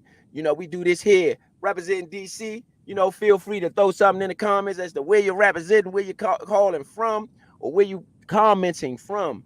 Because don't get it twisted. We are here and we are giving it up for the Washington, D.C. fan base right here. But shout out to all the playoff teams out there, Miami and Kansas City right now. Everybody in LA. I ain't shouting out Dallas, so y'all can just forget that. You can hang that one up. And Philly, you can hang that one up. Ain't nobody giving y'all no shout outs. Cause y'all, we was rooting for you to lose. I don't care, But Tampa Bay, shout out to Tampa Bay. Hopefully you can get that win. Shout out to Green Bay. The Bays. We playing the Bays tomorrow, baby. Shout out to the Bays. Everybody at the Bays. you know, we want this It's W the so we don't NFC have to hear these East base Cowboys and series. Eagles fans. Yeah. As I said, it's the NFC East But base no, series. right. Yeah, exactly. So we ain't gonna be no shouting out to the Cowboys. Y'all know what it is. Y'all already know what it is. We want you to listen now. Keep listening, no doubt. But we're gonna call your game. We're gonna call your game. Now, if you go out there and you put the work in, if y'all have listened to us, we've called several Cowboy games this year. And even though we are a Redskin podcast, we still call it fair. We call it fair. We still call it fair. So we've done several Cowboy games this year. I think how many guys? I think we've done four. I think we've done 4 Cowboy games this year. You You can go at the Nature Sports Podcast, at the Nature Podcast on Instagram to see all of the previous shows. So we've called the Cowboy games fair. Yes, we have. And we will continue to call them straight up because even though we are Redskin fans, we are also football fans. So if you're out there putting work in, we're going to give you credit where credit is due. Beginning of the fourth quarter, handoff to Pacheco, up the middle. He makes a man miss. Oh, my goodness. Pacheco is at the 25-yard line. The Chiefs are driving again. It looks like a penalty on the play, and it looks like it's against the Dolphins after Pacheco gets the first down. Holding offense. No, it's not. Taking it on back. They got to take that long trot back. Trotting on back. Smith with the holding penalty. Let's look at this one. Let's see if he actually... I disagree with the call. I disagree with the call.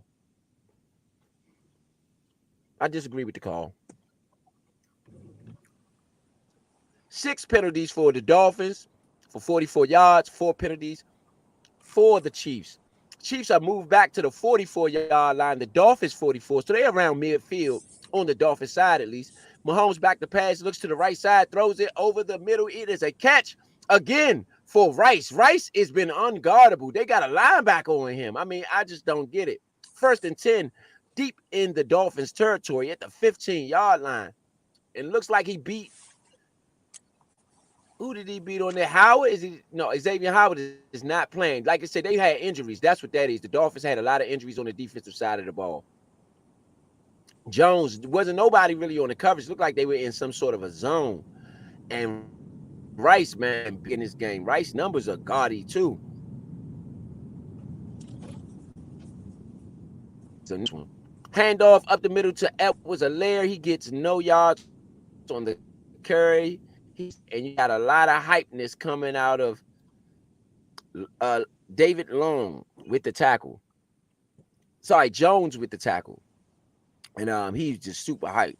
Shotgun pass from Mahomes, incomplete to the right. It is a penalty, intentional grounding for Patrick Mahomes at the 17-yard line. So that would be a loss of down in 10 yards. So they would move them back to the 27, and it would be a 3rd down.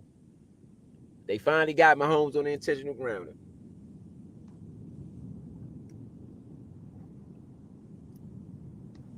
Yeah, they finally got Mahomes. They blitzed. The Dolphins blitzed for once. Dolphins finally getting around to blitzing. I think it's a little bit too late for that. You down 12 in the playoff game. Now you decide to blitz.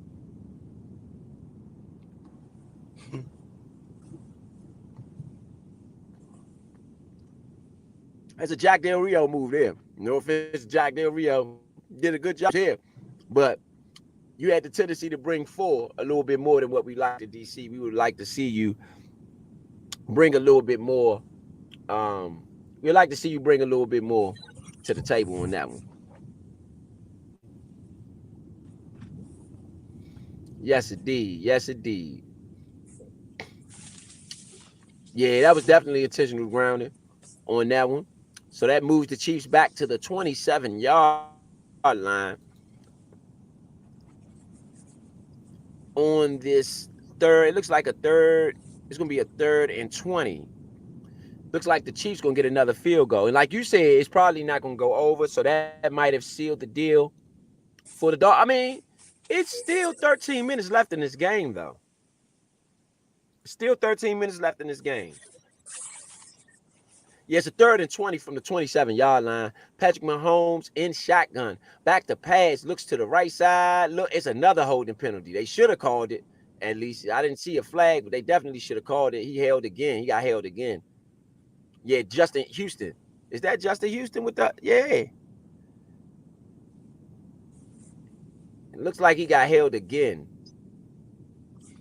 It is. I mean, a lot of teams have complained about the Chiefs holding the ball. Is that what they're doing? Oh, my goodness. Pass interference. No. Roughing the passer is what they call. Sorry, not pass interference. Roughing the passer. I totally disagree. Mike Malone is going crazy over there on the sideline. Yes, it was a outright hold. I saw a hold. I saw a hole. I disagree with the call. They called it on Wilkins, the roughing the passer against Patrick Mahomes. That is a really ugly stain. For otherwise, I mean, Houston was getting held. They even showing Houston was getting held, man. Smith held Houston. I mean, it was just out in the open. And they gave the Chiefs a whole nother set of downs, man. That's really unfortunate, man. That's a bad call. Pacheco. They hands it off to Pacheco. He gets 3 yards on the carry. That's a really unfortunate. The Chiefs are down to the Miami 8-yard line on this one. They are deep in Miami's territory. But that's a really unfortunate call, man. On a third down at that. I just disagree. The Chiefs are right now 11 plays on this drive, 62 yards, 554 off the clock on this one drive. So I totally disagree. I totally disagree with the call, man. No doubt. Hands it off up the middle to Pacheco. He bounces off a man. He gets about 1, 2, 3, 4 on the carry. You have a 5 on the carry. Sorry. That was called Edwards-Helaire, not Pacheco. Calls Edwards-Helaire, Eli Apple on the tackle. So you have a 3rd and 4. Sorry, you have a 4th and 5. It looks like the Chiefs will attempt another field goal. Harrison Buckner looks like he'll get another field goal on this one. They blitzed, yeah. The blitz seemed to be, oh no, it's a first down for Edwards-Helaire. Sorry, first down for Edwards-Helaire. He did get it. He got a first down. Looks like the Chiefs might get in there again. 1st and goal for the Chiefs. 11:36 left. The Chiefs are deep in the Dolphins territory, man. Looks like they're going to get in and seal this game. You got to make the tackle, though. I mean, the Dolphins haven't tackled well at all. But again, the Dolphins have had a lot of injuries in this game. But it is a first down for Edwards-Helaire. I mean, he fought for that one. And so you got to give him some credit. The Chiefs are in a big set. It's a fake. Pacheco fakes the hand pitch. He runs it around. It is a touchdown. Touchdown for the Chiefs. Pacheco. That might have sealed the deal, ladies and gentlemen. That might have sealed the deal. 14 plays, 72 yards on the drive, 7:01 off the clock. The Chiefs are up 25-7. Woo! This might be a rout, ladies and gentlemen. This might turn into a rout. Why is it a mic in front of there? It's over. Game is done. Yeah, they might have routed when I heard that it was -7 degrees, I automatically marked off the Dolphins having a chance. Yeah, and you know what? Bro, the Chiefs are used to that environment. Mahomes in college, you know what I'm saying? Travis Kelce, you know what I'm saying? They just used to that environment. I'm not like.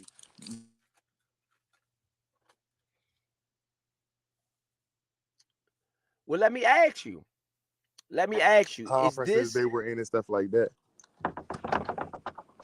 We're going to take this back a little further. And I'm going to ask you a really interesting question. Is the Miami's inability to play in cold weather, is that the reason Dan Marino doesn't have a Super Bowl ring? Very much so. Look who they had to face in those championship games. The Bills. Yeah, that's what I'm saying. Like, it was the weather. And look at what time of year it is. It's no longer the early parts of the season.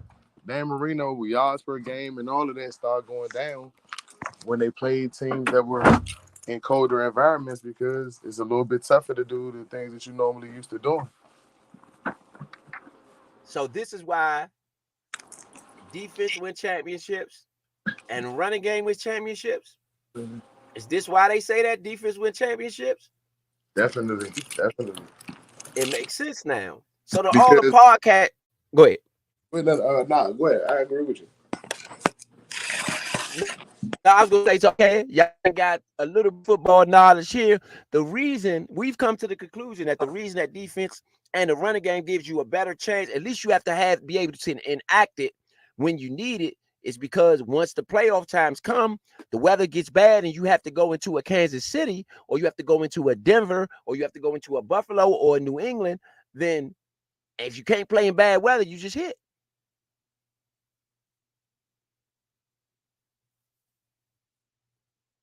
You just hit.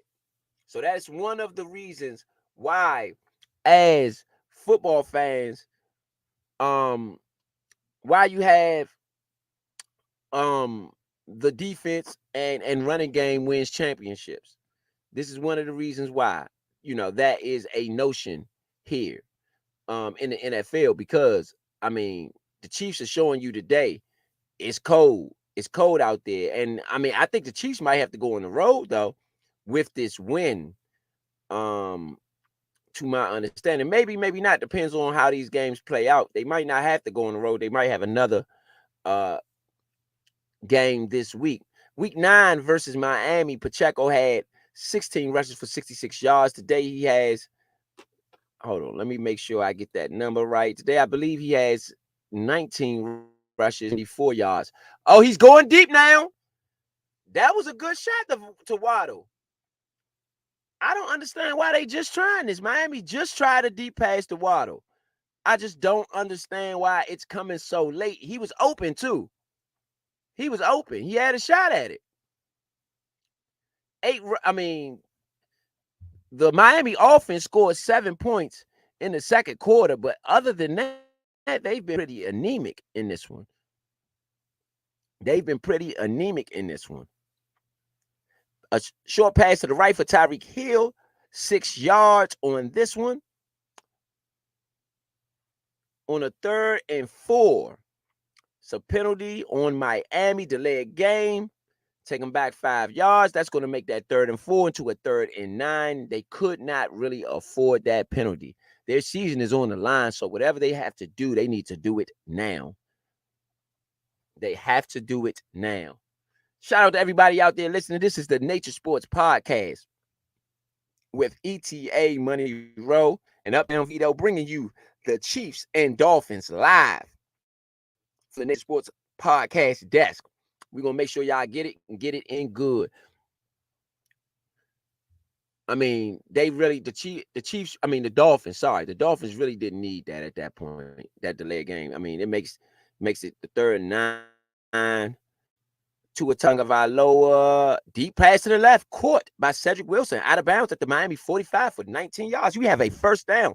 Just go back to Vito's point early in the game. You got to throw the ball. Too much dinking and dunking. You got to throw the ball down the field. I believe Mike McDaniels waited too long to really open this offense up and throw the ball downfield, because obviously you should have known from the first drive that the Chiefs would have problems covering your receivers down the field. Even though it is cold, you should have found a way to throw the ball a little deeper.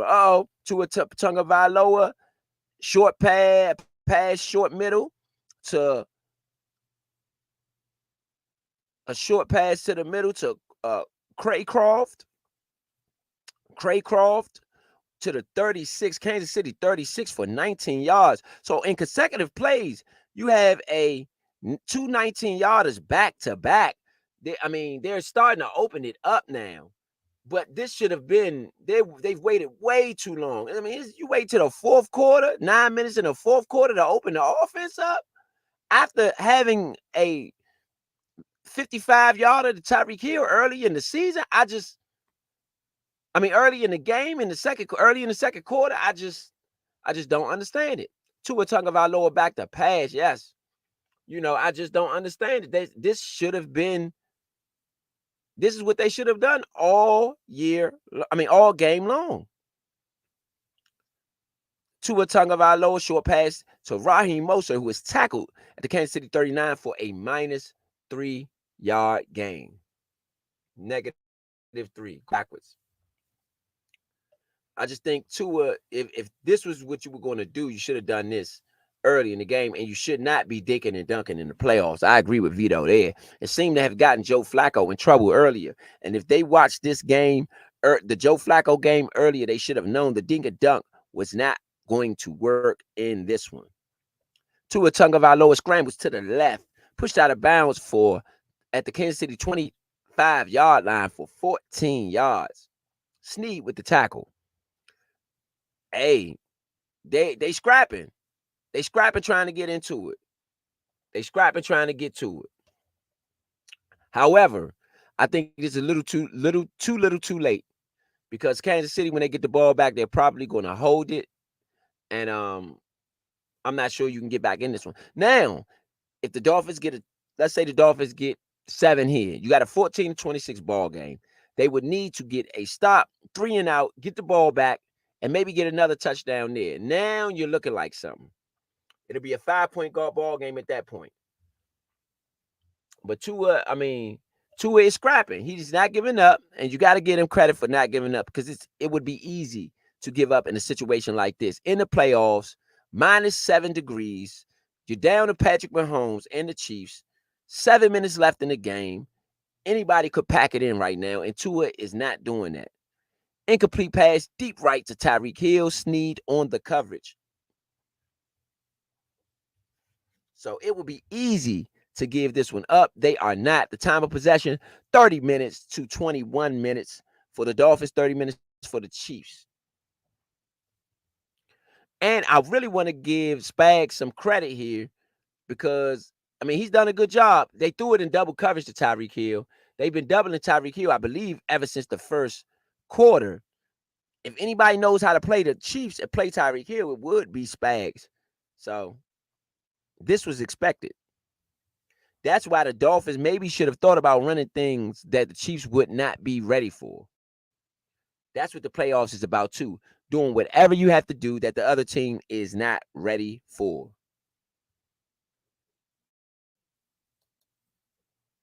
That is a big part of playoff football there. Shout out to everybody out there listening. This is the Nature Sports Podcast. It's ETA Money Row live here on the Nature Sports. We are giving you the raw, the real, and in between.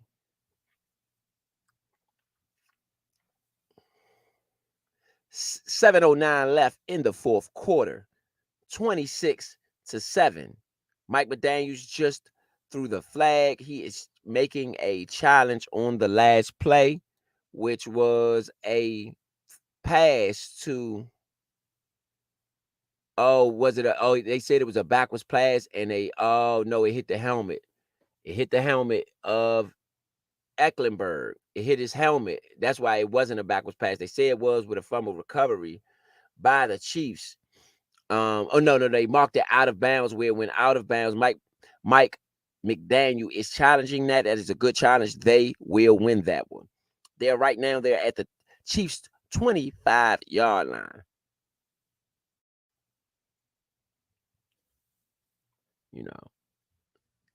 So it's good. Chiefs move on. I believe they'll play Buffalo. If I ain't mistaken, I wouldn't mind seeing that one. If Buffalo's going there, they definitely going to have to battle their way in there. They're definitely going to have to battle their way in there. Or Chiefs-Ravens. Lamar Jackson versus Patrick Mahomes. I think if the Chiefs play the Ravens, though, the Chiefs might get knocked out. The Chiefs might get knocked out. I don't know if the Chiefs can beat the Ravens right now. I don't know. Tua Tagovailoa sacked at the 30-yard line, Kansas City 30-yard line for -5 yards. He fumbles. Karlaftis gets the ball out of bounds. Sorry, no. He didn't fumble. Sorry.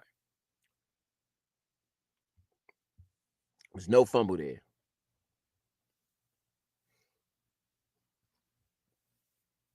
No fumble there. 7:21 left in the fourth quarter. 26-7.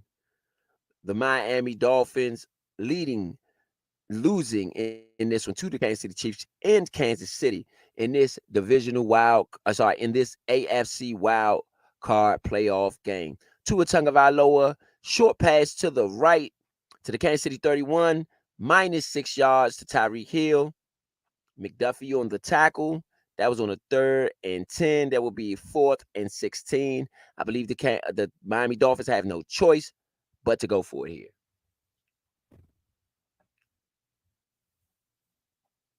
It was late. Tua was so late on the pass. Tua was extremely late on the pass. I just don't like the play design either. I believe they should be throwing the ball downfield and attempting to get more than what they got now.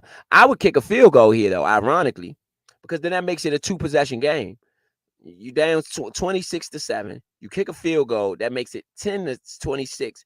You can get the stop. Look, then you play for touchdowns. You get 2 touchdowns. You can tie the game up and try to take it into overtime. I would play for that at that moment. Got a 4th and 16 shotgun pass to Cedric Wilson for 8 yards to the Kansas City 23. Tackled. Kansas City ball. Turnover on downs for Miami. That drive was 10 plays, 52 yards, 4 minutes and 44 seconds on the drive. Turnover on downs for the Miami Dolphins. Looks like this one might be over. 26-7. Kansas City over Miami right now. We're going to run through some other scores. Make sure we get y'all some NBA, get y'all some other things going on. Make sure we keep y'all abreast on all the other scores and highlights. The Boston Celtics beat the Houston Rockets 145-113. The Washington Wizards beat the Atlanta Hawks 127-99. New York Knicks beat the Memphis Grizzlies 106-94. Golden State Warriors lost to the Milwaukee Bucks 129-118. The OKC Thunder beat the Orlando Magic 112-100 on this one. The Los Angeles Lakers up on the Utah Jazz 69-64 in the 3rd quarter. 71-64 in the 3rd. Great day of sports, man. Y'all know what it is. Y'all know what it do. ETA Money Roll live on the Nature Sports Podcast, giving y'all all your sports here, there, and everywhere. From DC and beyond, baby. Y'all know what it is. Kansas City Chiefs look like they're going to walk away with the win on this one. Tua Tagovailoa and Miami Dolphins might be going home. They just might be going home. Pacheco to the right for 2 yards. He is tackled at the Kansas City 24-yard line. Man. Again, as Vito said, the weather seemed to be a factor. You got Taylor Swift singing in the stands for the win. Everybody's happy. It is a tackle, 1 yard, 2-yard gain for Pacheco.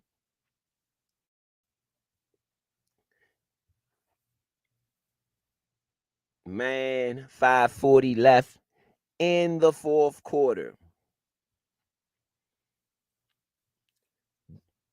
So the Chiefs and Dolphins, I believe the winner of that looks like we don't know who's going to play what.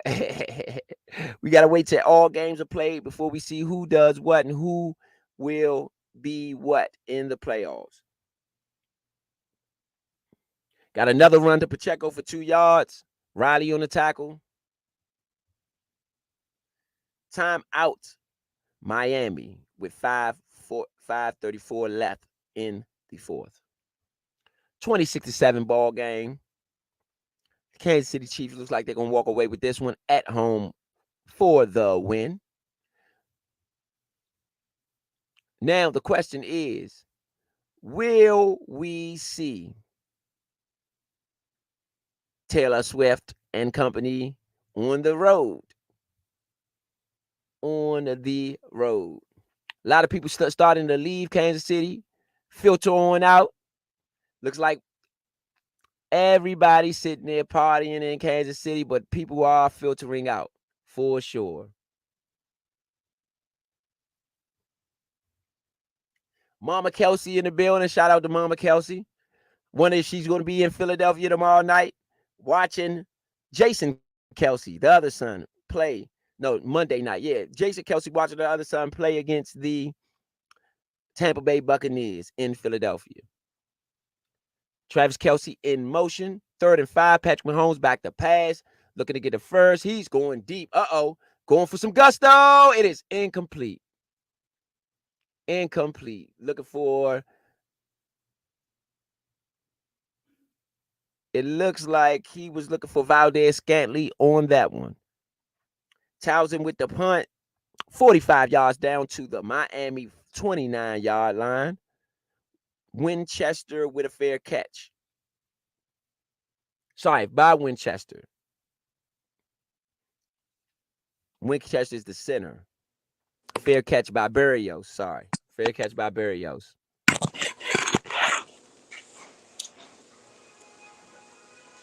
Yeah, man, they've been an interesting football day. Definitely. I mean, you call good money. They seem like you call good money on both of them, with the weather being a factor with the Kansas City Chiefs, Miami Dolphins. Miami's going to have to figure this out. Miami has to figure this weather thing out. This has plagued them pretty much for their whole history since Don Shula has, well, even when Don Shula was there, because he was there with Dan Marino. But ever since the old days of Shula, the early days of Shula in the 70s, Miami seemed to can't get over this weather thing. But they had 6 injuries, and those 6 injuries definitely did help. They did show that they missed those guys. Yeah, Bradley Chubb, who's played in Denver, so he's used to the weather.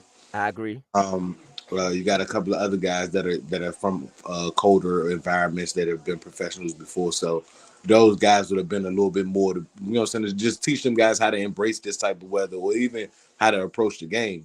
I'm not saying that they're not there, but it's just different when those guys not suited up. I agree. You got Taylor Swift and Mama Kelsey in the stands partying off of this win. I mean, you can party when you won by 19 in the playoffs at home. You're up by 19 with 5 minutes left in the playoffs at home. I mean, I think that's partying. I think that's a little bit, that's a partying situation, right? If I've ever seen one. For sure, man. For sure. Tua Tagovailoa incomplete pass, short left to Robert Crancroft. Man, Tua. Do you think Tua's legacy takes a hit over this loss? Nah. No. In a cold game, period. No. Yes. In a freezing game, when they haven't played a game like this all year, except for the rain game that they had to play, and that rain game, if I'm not mistaken, earlier in this year was a loss as well because it just stopped what they were able to do. You know what I'm saying? Very well. Maybe this tells McDaniels that, hey, we need to win the division and maybe win home field advantage. That's real. You know what I'm saying? Going into the playoffs, we need to be as good, as the Ravens and get that number 1 seed. I agree. Because of how important it is to play in Miami in this type of weather. That year that the Dolphins go infamously undefeated, everything had to go through Miami. When Dan Marino was having his off runs, they don't win the division all of those years. And when they did, if I'm not mistaken, have a playoff game in Miami, it rained like a mug. I agree. No, actually, you're right. The 84 season when Dan Marino, the only Super Bowl he did go to against Joe Montana and San Francisco 49ers, that's when Dan Marino, that was his season. That was his second season. And he lit it up. I mean, he lit it up. And they did have home field advantage throughout the playoffs because of the type of season he had. That was the season that when Peyton Manning first broke the record, that's who record he broke. I mean, Dan Marino set all types of record that year. I mean, as like almost a phenom. He had a Patrick Mahomes type-esque season for real, when he first came out. That's what your Dan Marino had. So you're right. I mean, to your point, they got home field then, and they went all the way to the Super Bowl. They ended up losing the Super Bowl to the San Francisco 49ers and Joe Montana. But to your point, you make a good point with that. When the undefeated team, if because they were undefeated, you had to go through Miami. So you make a good point. Great point, Vito. Great point. Great point. You leave it up to who's going to be in the head in the front of like maybe if the Texans are a top team or the Colts are a top team, Miami likes that matchup if they're like at the top going towards the championship. But to be very honest, right now the front runners are gonna probably be a healthy Joe Burrows and the Bengals if they can happen to keep that together somehow and work those things out. You're looking at those to be guys that are in the playoffs. The Bills, this may be the last run of them being able to keep this particular group together to do it. But Josh Allen, as long as he's their quarterback, is seemingly probably like he's the last of the Tom Brady's of that division right now because that's the only one who has the battles with him left in that division. Absolutely. So, he as long as he's still there, you still have maybe that to have to go through.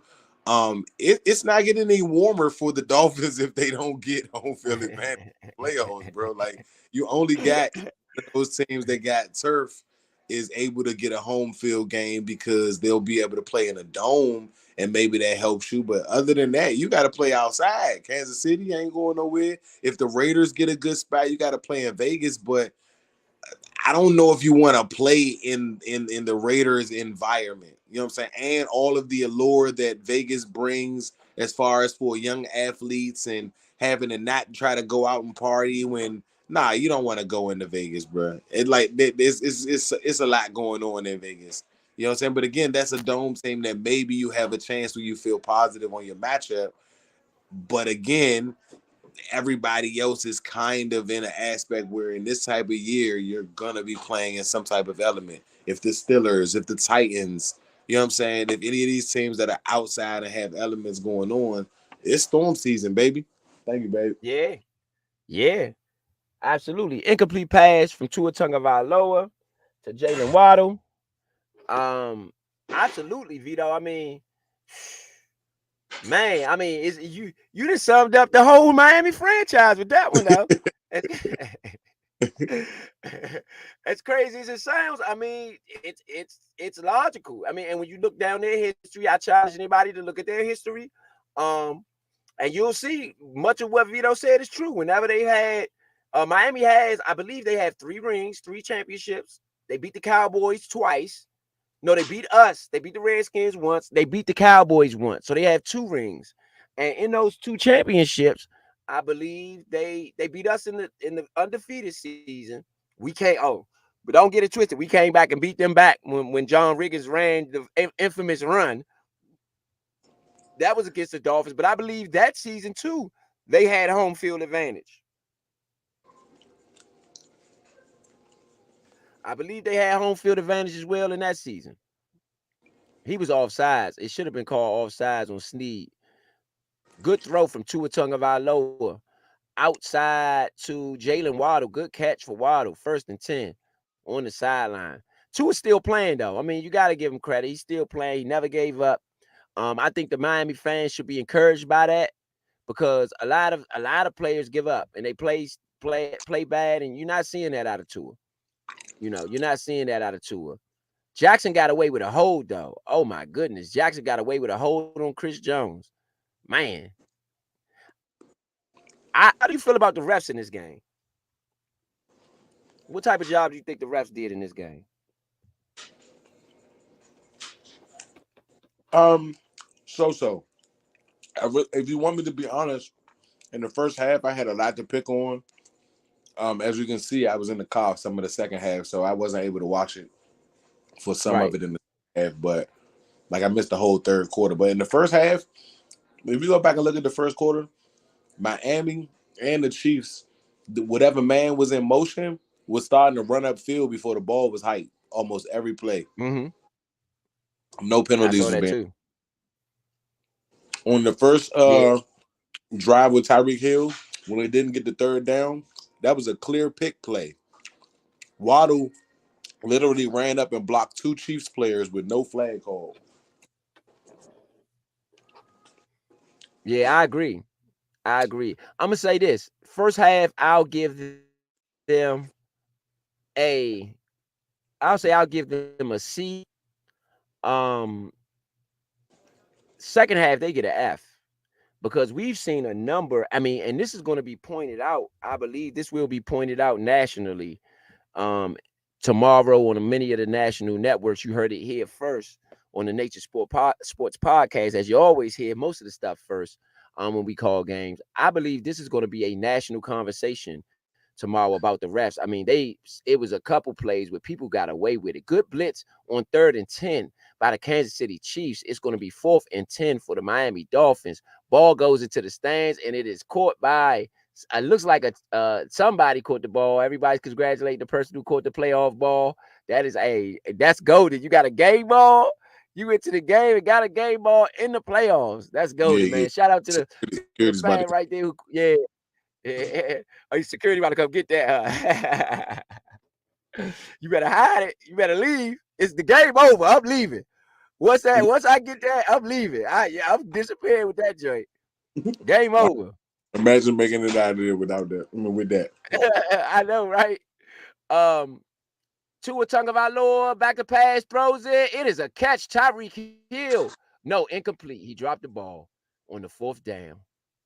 Ladies and gentlemen, 3:44 left in the 4th quarter. The Chiefs will take over on downs. It is a drop at the end of it by Tyreek Hill. It was a kind of a drop. He was on the sideline. It was a tough catch, man. That would have been a tough catch. He still hit his hands, though. Still hit his hands. Still hit his hands, man. Man, shout out to Tyreek Hill, though. I got to go over his season stats because he's had one of the best seasons. He was at least having one of the best seasons in NFL history before his injury. So I want to make sure we go over his season stats and highlight some of the things that he's done this year. Because he's really had an amazing season. Yeah, he's really had an amazing season, man. Tyreek Hill had 119 catches, yards, 1799, nearly 1,800 yards, 15-yard average, and 13 touchdowns for Tyreek Hill. So shout out to Tyreek Hill, man. He really had a heck of a season. He had let's see this, 1, 2, 3, 4, 5, 6, 7, 8. 800-yard games, 200-yard games against the Chargers. And I believe that's the game that got Brandon Staley fired. Ain't that's the game they scored 62? Did they score it on the Chargers? Who they scored 62 on? That was the Raiders. Oh yeah, that was what got Josh McDaniels. He had 10 catches that game for 104 yards against the Raiders. Handed off up the middle. You talking about someone when the Dolphins scored all them points? Yeah, when the Dolphins scored all them points.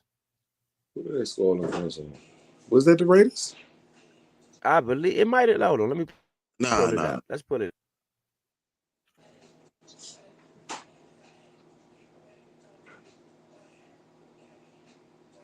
Put it on there. Nah, was that the?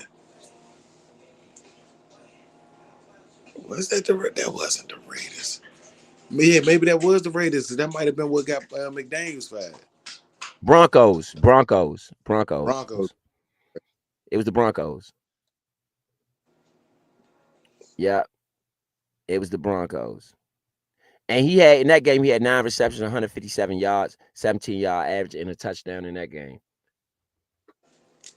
It was the Broncos, September 24th, 2023. Reminding y'all, we got a lot of playoff games left. NFC tomorrow, Packers, Rams, Packers, Cowboys, Rams, Lions. Rams, Lions, Packers, Cowboys, man. This is going to be a great weekend of football. Eagles, Tampa Bay, Monday night. Probably going to see Mama Kelsey again in Philadelphia. She out there partying with Taylor Swift. Can't hate on that, baby. Can't hate on that.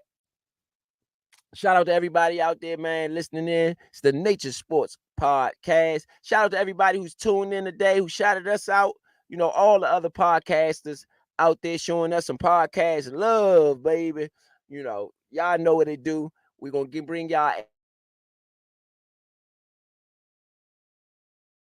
as many of these playoffs as can. 2-minute warning in this one, 26-7. Miami Dolphins are up in this one. Yes, indeed. They are partying in Kansas City, though. I tell you that much. I can't hate on that, man. They partying in Kansas City, partying good, too. They are partying in Kansas City. Cannot hate on that one.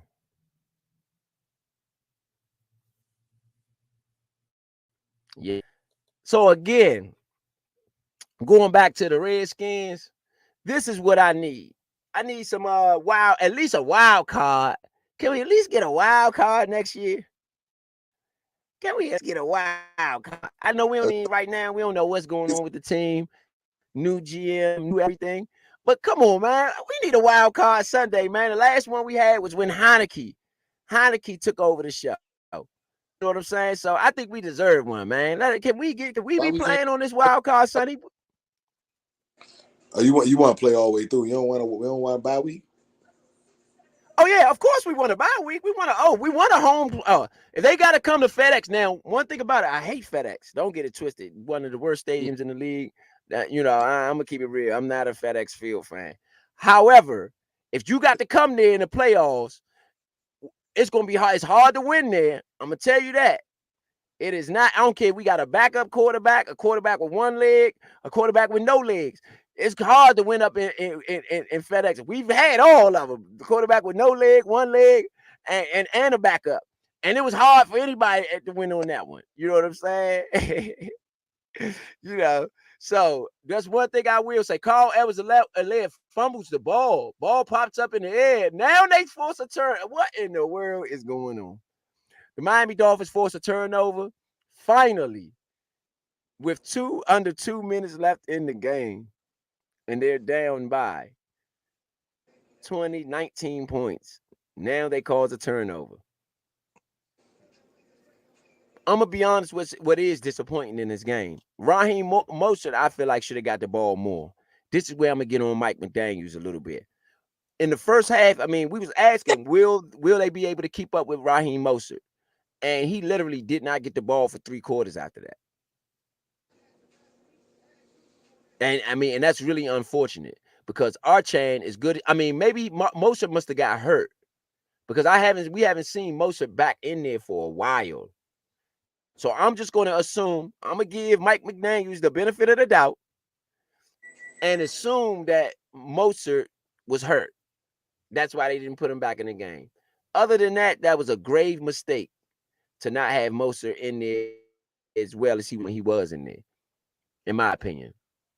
Archan with the drop on the 1st and 10. So I'm going to say that was a grave mistake. I remember they had Jeff Wilson at one point in time. I don't know where Jeff Wilson is now. I'm just going to assume he was injured. Robbie Anderson. I think Robbie Anderson got hurt too. Robbie Anderson was hurt as well. And so you're not going to beat Kansas City. I mean, I guess unless you have your full arsenal. I mean, maybe that's the lesson we learned today. You're not going to beat Kansas City without the full arsenal. It's a catch by Craycroft. I know I'm probably butchering his name, but that's not the easiest name to say. Craycroft.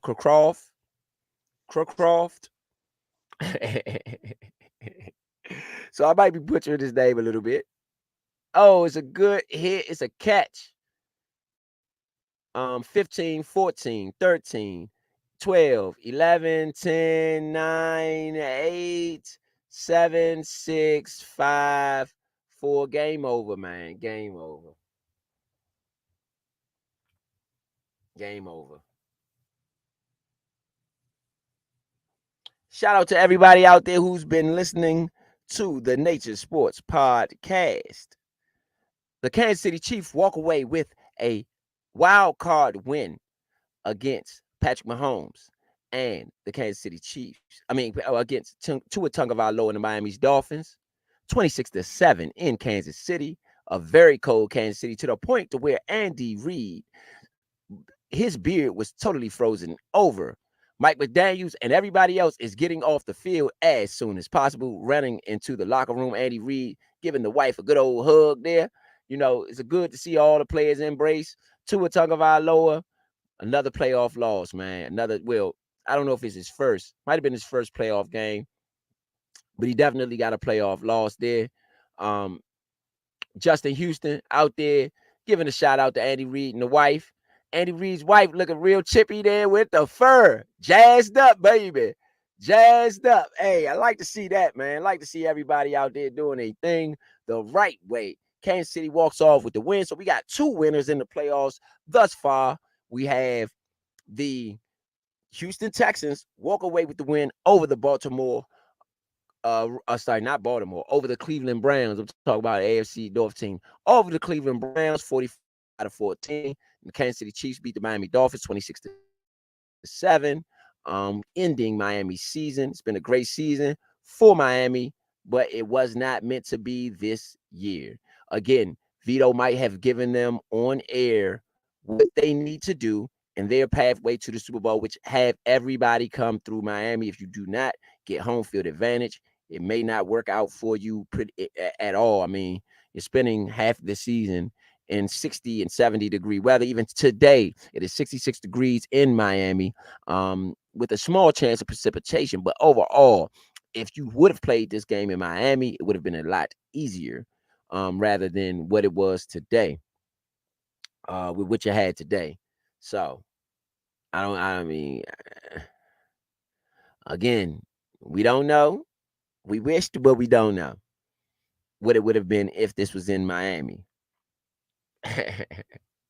Shout out to everybody out there listening in. Uptown Vito, ETA Money Row, brought you live and direct this Yeah. playoff game.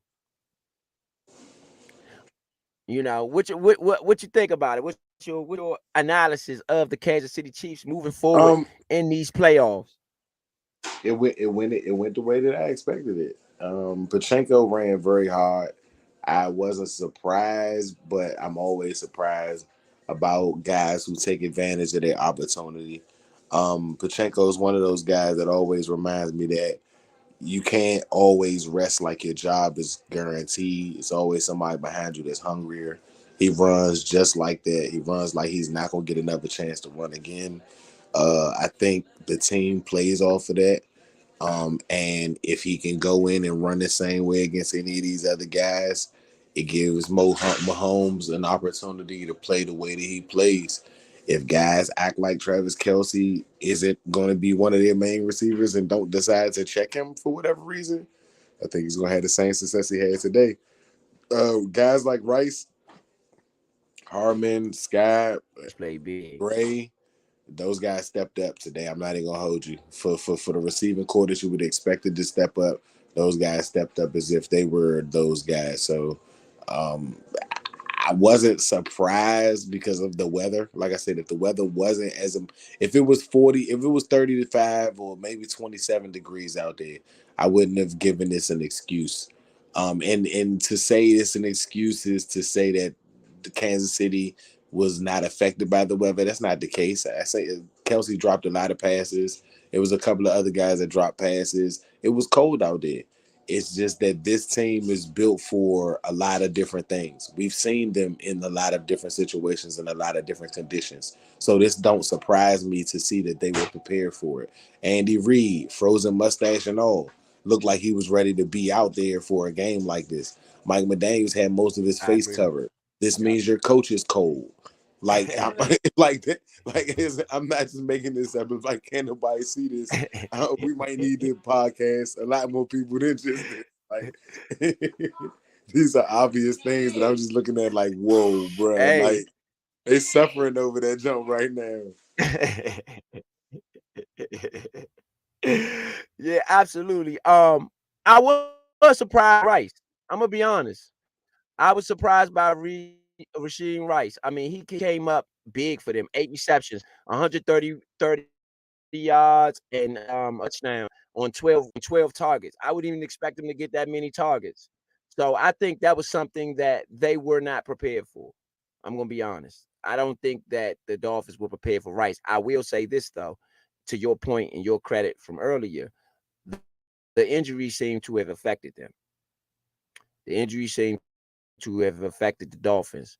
But however, I think if you know that you have all those players missing on the Dolphins, if you know that you have all those players missing, then in my opinion, you should have used Raheem Mostert a little bit more in this game. And I'm gonna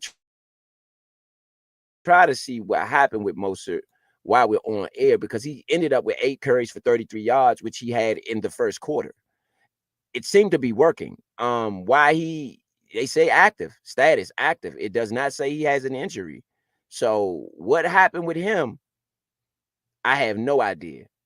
I have no idea, but I think that's really unfortunate because I feel like he could have kept them in the game or in a game where you really didn't get much out of everybody else based on injuries. I mean, you go into games injuries, but my thing is it is the playoffs. You can get through this week, you worry about next week. If you got to ride Mozart this week, do that. If you got to ride Tyreek Hill the next week, do that. If you got to ride Jalen Waller, do what you got to do to get to the next week. And I think the Kansas City Chiefs is a prime example of that today. Pacheco, 24 carries, 89 yards, a 3.7-yard average. Mozart is actually averaged more than Pacheco. Mozart was had 8 carries for 33 yards for a 0.1-yard average. So Mozart actually was averaging more. Pacheco, his long was 23. It was more than Mozart's. His long was 8, but he didn't get as many opportunities either. So I just feel like, I mean, when you look at the Kansas City Chiefs, as far as running the ball, 24 carries for Pacheco, 7 carries for Edwards Alaire, another curry for McCole Hartman. So we talk about 24-7, 31 carries, 32 carries. And then Mahomes had 2 carries, and he had 41 yards at that with the 2 carries that he did have. Those were unscheduled. But still, between that's 40 carries nearly in the no 27. That's 30 carries. Sorry, 32 carries, 33 carries. That's what you want in the playoffs, especially when the weather is really cold.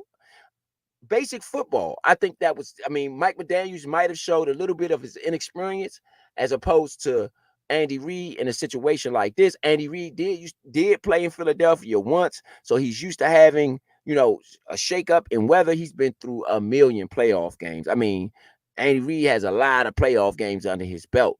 So this is nothing new to him. So you couldn't afford to make certain coaching wise against somebody like Andy Reid, especially when you're short-handed, especially something as simple as making sure you run the ball. The Miami Dolphins passed the ball 39 times today, and they ran the ball 15. 15 carries the whole game. Now, granted, you were down, even when you were down by 19 points. So, I mean, you can imagine earlier in the game, you still had opportunities to run the ball, but you just passed it away. Going back to the Redskins, which is my concern when it comes to Eric Bieniemy. You have to run the ball, especially in situations like we just said, when the weather's cold, when certain things, you have to gear up and to be able to do that. And I think that is where the game was lost for the Miami Dolphins. I do want to give credit and give a shout out to the kicker for Buckner, Harrison Buckner. He was 4 of 4 on field goals, as well as 2 for 2 on extra points. 14 points today out of the 26. That's half the points. So you got to give the kicker, Harrison Buckner, and the kicking team, the snapper, the holder, and everybody else involved. You got to give them a lot of credit because one slip up during those times, it could have really affected the game. But however, they were flawless in their execution today. So I mean, you really got to give them a lot of credit. to give them a lot of credit for playoffs in really cold weather. It's easy to botch a snap in cold weather or less. We saw how many drops Travis Kelce had. So imagine being on one knee and having to catch the ball that's coming to you on the snap. So we got to give the kicking team a lot of credit in Kansas City for being able to go 4 for 4, which is flawless in a playoff game like that one at home in front of your home crowd.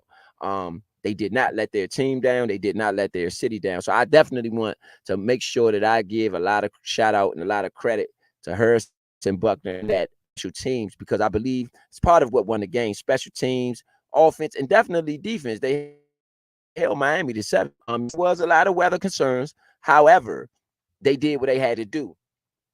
As far as the refs in the game, I mean, again, second half, they get an F from me. No, they get an F. I mean, they could have done much better than what we saw out of them. They could have done much better. I mean, it was really, really bad from what we saw from them this today in the second half, at least. Especially some of the holding calls, which is really, really absurd. And I believe that will be some of the national conversation, moving forward, about how the refs really didn't do everything that they should have done in regards to this half of this football game. Because there was some of that was egregious. Some of that stuff was just out in the open, tackles, just holding people. So outside of that, I believe the Kansas City Chiefs just coached, and the game plan was just more in tune with what the weather entailed today for the Kansas City Chiefs. So shout out to them, man. Shout out to everybody in Kansas City. I know you guys are going to enjoy this one, but you still have a long road to go. You guys have a superstar quarterback, and when you do have a superstar quarterback and a superstar coach that you do have, you're playing for Super Bowls. You don't have division banners. You don't hang AFC championships. You hang Super Bowl banners. So y'all got ways to go. I think when you look at them moving forward within the playoff bracket, you still got the Buffalo Bills out there. You still got the Baltimore Ravens out there. I believe those are your two targets. If you're Kansas City, those are the two teams you are heavily worried about, because those teams going to give you go. So, and as far as the Miami Dolphins, as Vito said, you have to give. I mean, this was an amazing season for you guys. One of the better seasons in Miami in a while. You were 11, ended the season 11-7, 4-4 away though. So that means you were 8-2 at home. Sorry, 7-2 at home. So that goes to Vito's point about you need home field advantage. So if you need home field advantage, when you set your schedule up, when you look at your schedule next year, you have to go undefeated at home. That's the first thing. And undefeated in the division. And then whatever other games, you might could take a loss here and there. But you got to protect your home field, and you're going to have to protect your division. That's the only way that I can see guys having a possibility of making a run. Because again, I would hope and pray that everybody's playing for Super Bowls and not playoff appearances. Playoff appearances don't do anything for your franchise, don't do anything for your city. It's nice, but it's not a ring. It's not a championship. You won't go down in infamy for making the playoffs a bunch of times. You got to win one. How many people are talking about Donovan McNabb right now? I mean, let's be clear. Not many. And he's in the playoffs every year, his career nearly. So that ain't gonna work. That ain't gonna work. You know what I mean? That ain't gonna work. So when you look at the playoff bracket for tomorrow, you got the Dallas Cowboys, Green Bay Packers, and you have the LA Rams in Detroit to take on the Detroit Lions. On Monday, you have the Pittsburgh Steelers going to Buffalo, a very snowy Buffalo at that. And then you have the Philadelphia Eagles taking on the Tampa Bay Buccaneers in Tampa Bay. I'm sorry. I've been saying that was in Philadelphia. The Dallas Cowboys won the division, so they'll play at home.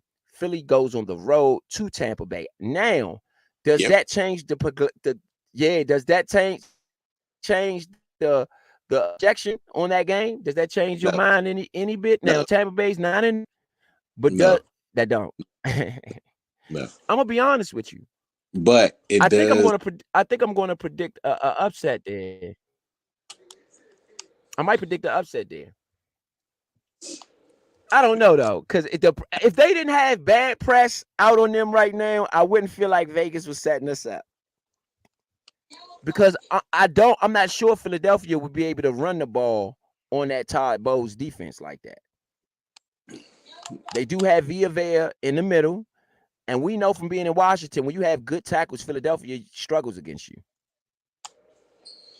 Well, how much does Bowles want to interview for a head coaching job faster than any of those other DCs? No, Bowles is the head coach down there in No. Tampa. He's still a head Oh, coach. okay. Yeah, I thought his yeah, contract he's was still a up, head coach down there. and his They contract up. re-signed him. Yeah. Oh, at the end of the season, it could be. You can Could let him. be. Could be. Could be. Let me look it up though.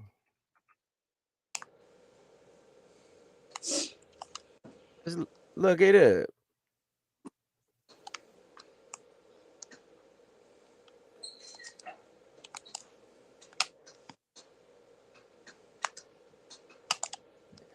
Yep. Todd Bowles is still the coach for the Tampa Bay. Who's the head coach? He's still a head coach for Tampa Bay Buccaneers. And he does not have reassuring words about Baker Mayfield. That's the first story that comes up. At joebucksfans.com, joesbuckfans.com. The headline is Todd Bowles does not have reassuring words about Baker Mayfield. NFL coaching job, security, Todd Bowles to Mike McCarthy. So he might be on the fence like you said. He might be on the fence. So that's what I'm saying. I don't know. I think Todd Bowles defense might can handle, may be able to handle the Eagles offense, but it's just a bad press that's coming out of Philadelphia. I don't know if that works in favor for Philadelphia or against them. That's my real concern here when it comes to the Eagles. Okay. That's my extreme concern. But I think the Eagles are that much better than Tampa Bay? No, I really don't. I really don't. Especially with if it's now, if this stuff is real when it comes to AJ Brown, and I don't know if you guys have read the reports and maybe I can give y'all some context. Apparently AJ Brown and Jalen Hurts haven't spoken in a while. They seem to be at odds about something that's going on. So or something related to the team. They seem to be at odds. And a lot of people are reporting that AJ Brown hasn't been to practice and just other things that are just happening. He's hurt. He's not going to play. And I don't know that Philadelphia can beat Tampa Bay without AJ Brown. I don't know. I'm not sure I see that happening. However, the Eagles do have a good defense. And I'm not going to shy away from saying that. They do have a good defense, and they may be able to handle them. So that's Monday's game. Tomorrow, we finally get to see the Dallas Cowboys. Hopefully, they get a loss. Hopefully, we can get Green Bay to get this W and send them on home and send them Cowboy fans on home because we would love to not hear them next week. And we would love to quiet them up and get a good off season of quiet Cowboy fans. Like we had last year and the year before that and the year before that. We need to keep this thing going now. Come on, y'all. Let's keep this thing going, Quiet Cowboy fans this offseason. I would love to have it. You know what I mean? And I might come out here with a cowboy hat on like Stephen A if they lose. You might see me with a cowboy hat on during the next game. And if I during the Rams game, you might see me with a good old Cowboys hat and a Cowboys accent if they lose tomorrow to the Packers. That would really make my weekend something special. So you got any final thoughts? What's your final thoughts going into tomorrow's games, and about the Miami Dolphins. You know what I'm saying? Because this is the last time we're gonna see them all season. So, what's your final thoughts about the Miami Dolphins and about the games tomorrow? I have nothing else to say besides the Dolphins were a kick butt team this year, and I appreciated watching them all year. Thought that they had a really good chance this year to do some special things. And even though they didn't win the finals, or I mean the Super Bowl, excuse me, they still had a really good season. There's nothing to take away from them for that. Plus, any coach that's a former coach in our staff that goes out and do well, just always goes to show how history repeats kicking our butt. So it's always a good reminder. I like saying. Um, the preview for tomorrow. Go cheese, man. Go cheese. I want to see the cheese make a heck of a fight for beating the Cowboys. If they can't beat them, compete to the very best you can do, and make it harder or make it easier for the next team to beat them next week. Best I can ask for. Eagles probably are gonna win, but who wouldn't mind seeing them go down too? I think that they're the worst of the best record teams that are out there. And that doesn't mean that they're bad, just means that they aren't as good as they're advertised. 49ers, Ravens, my pick for the Super Bowl. That seems to be the Really? easy way. That seems to be the easy way.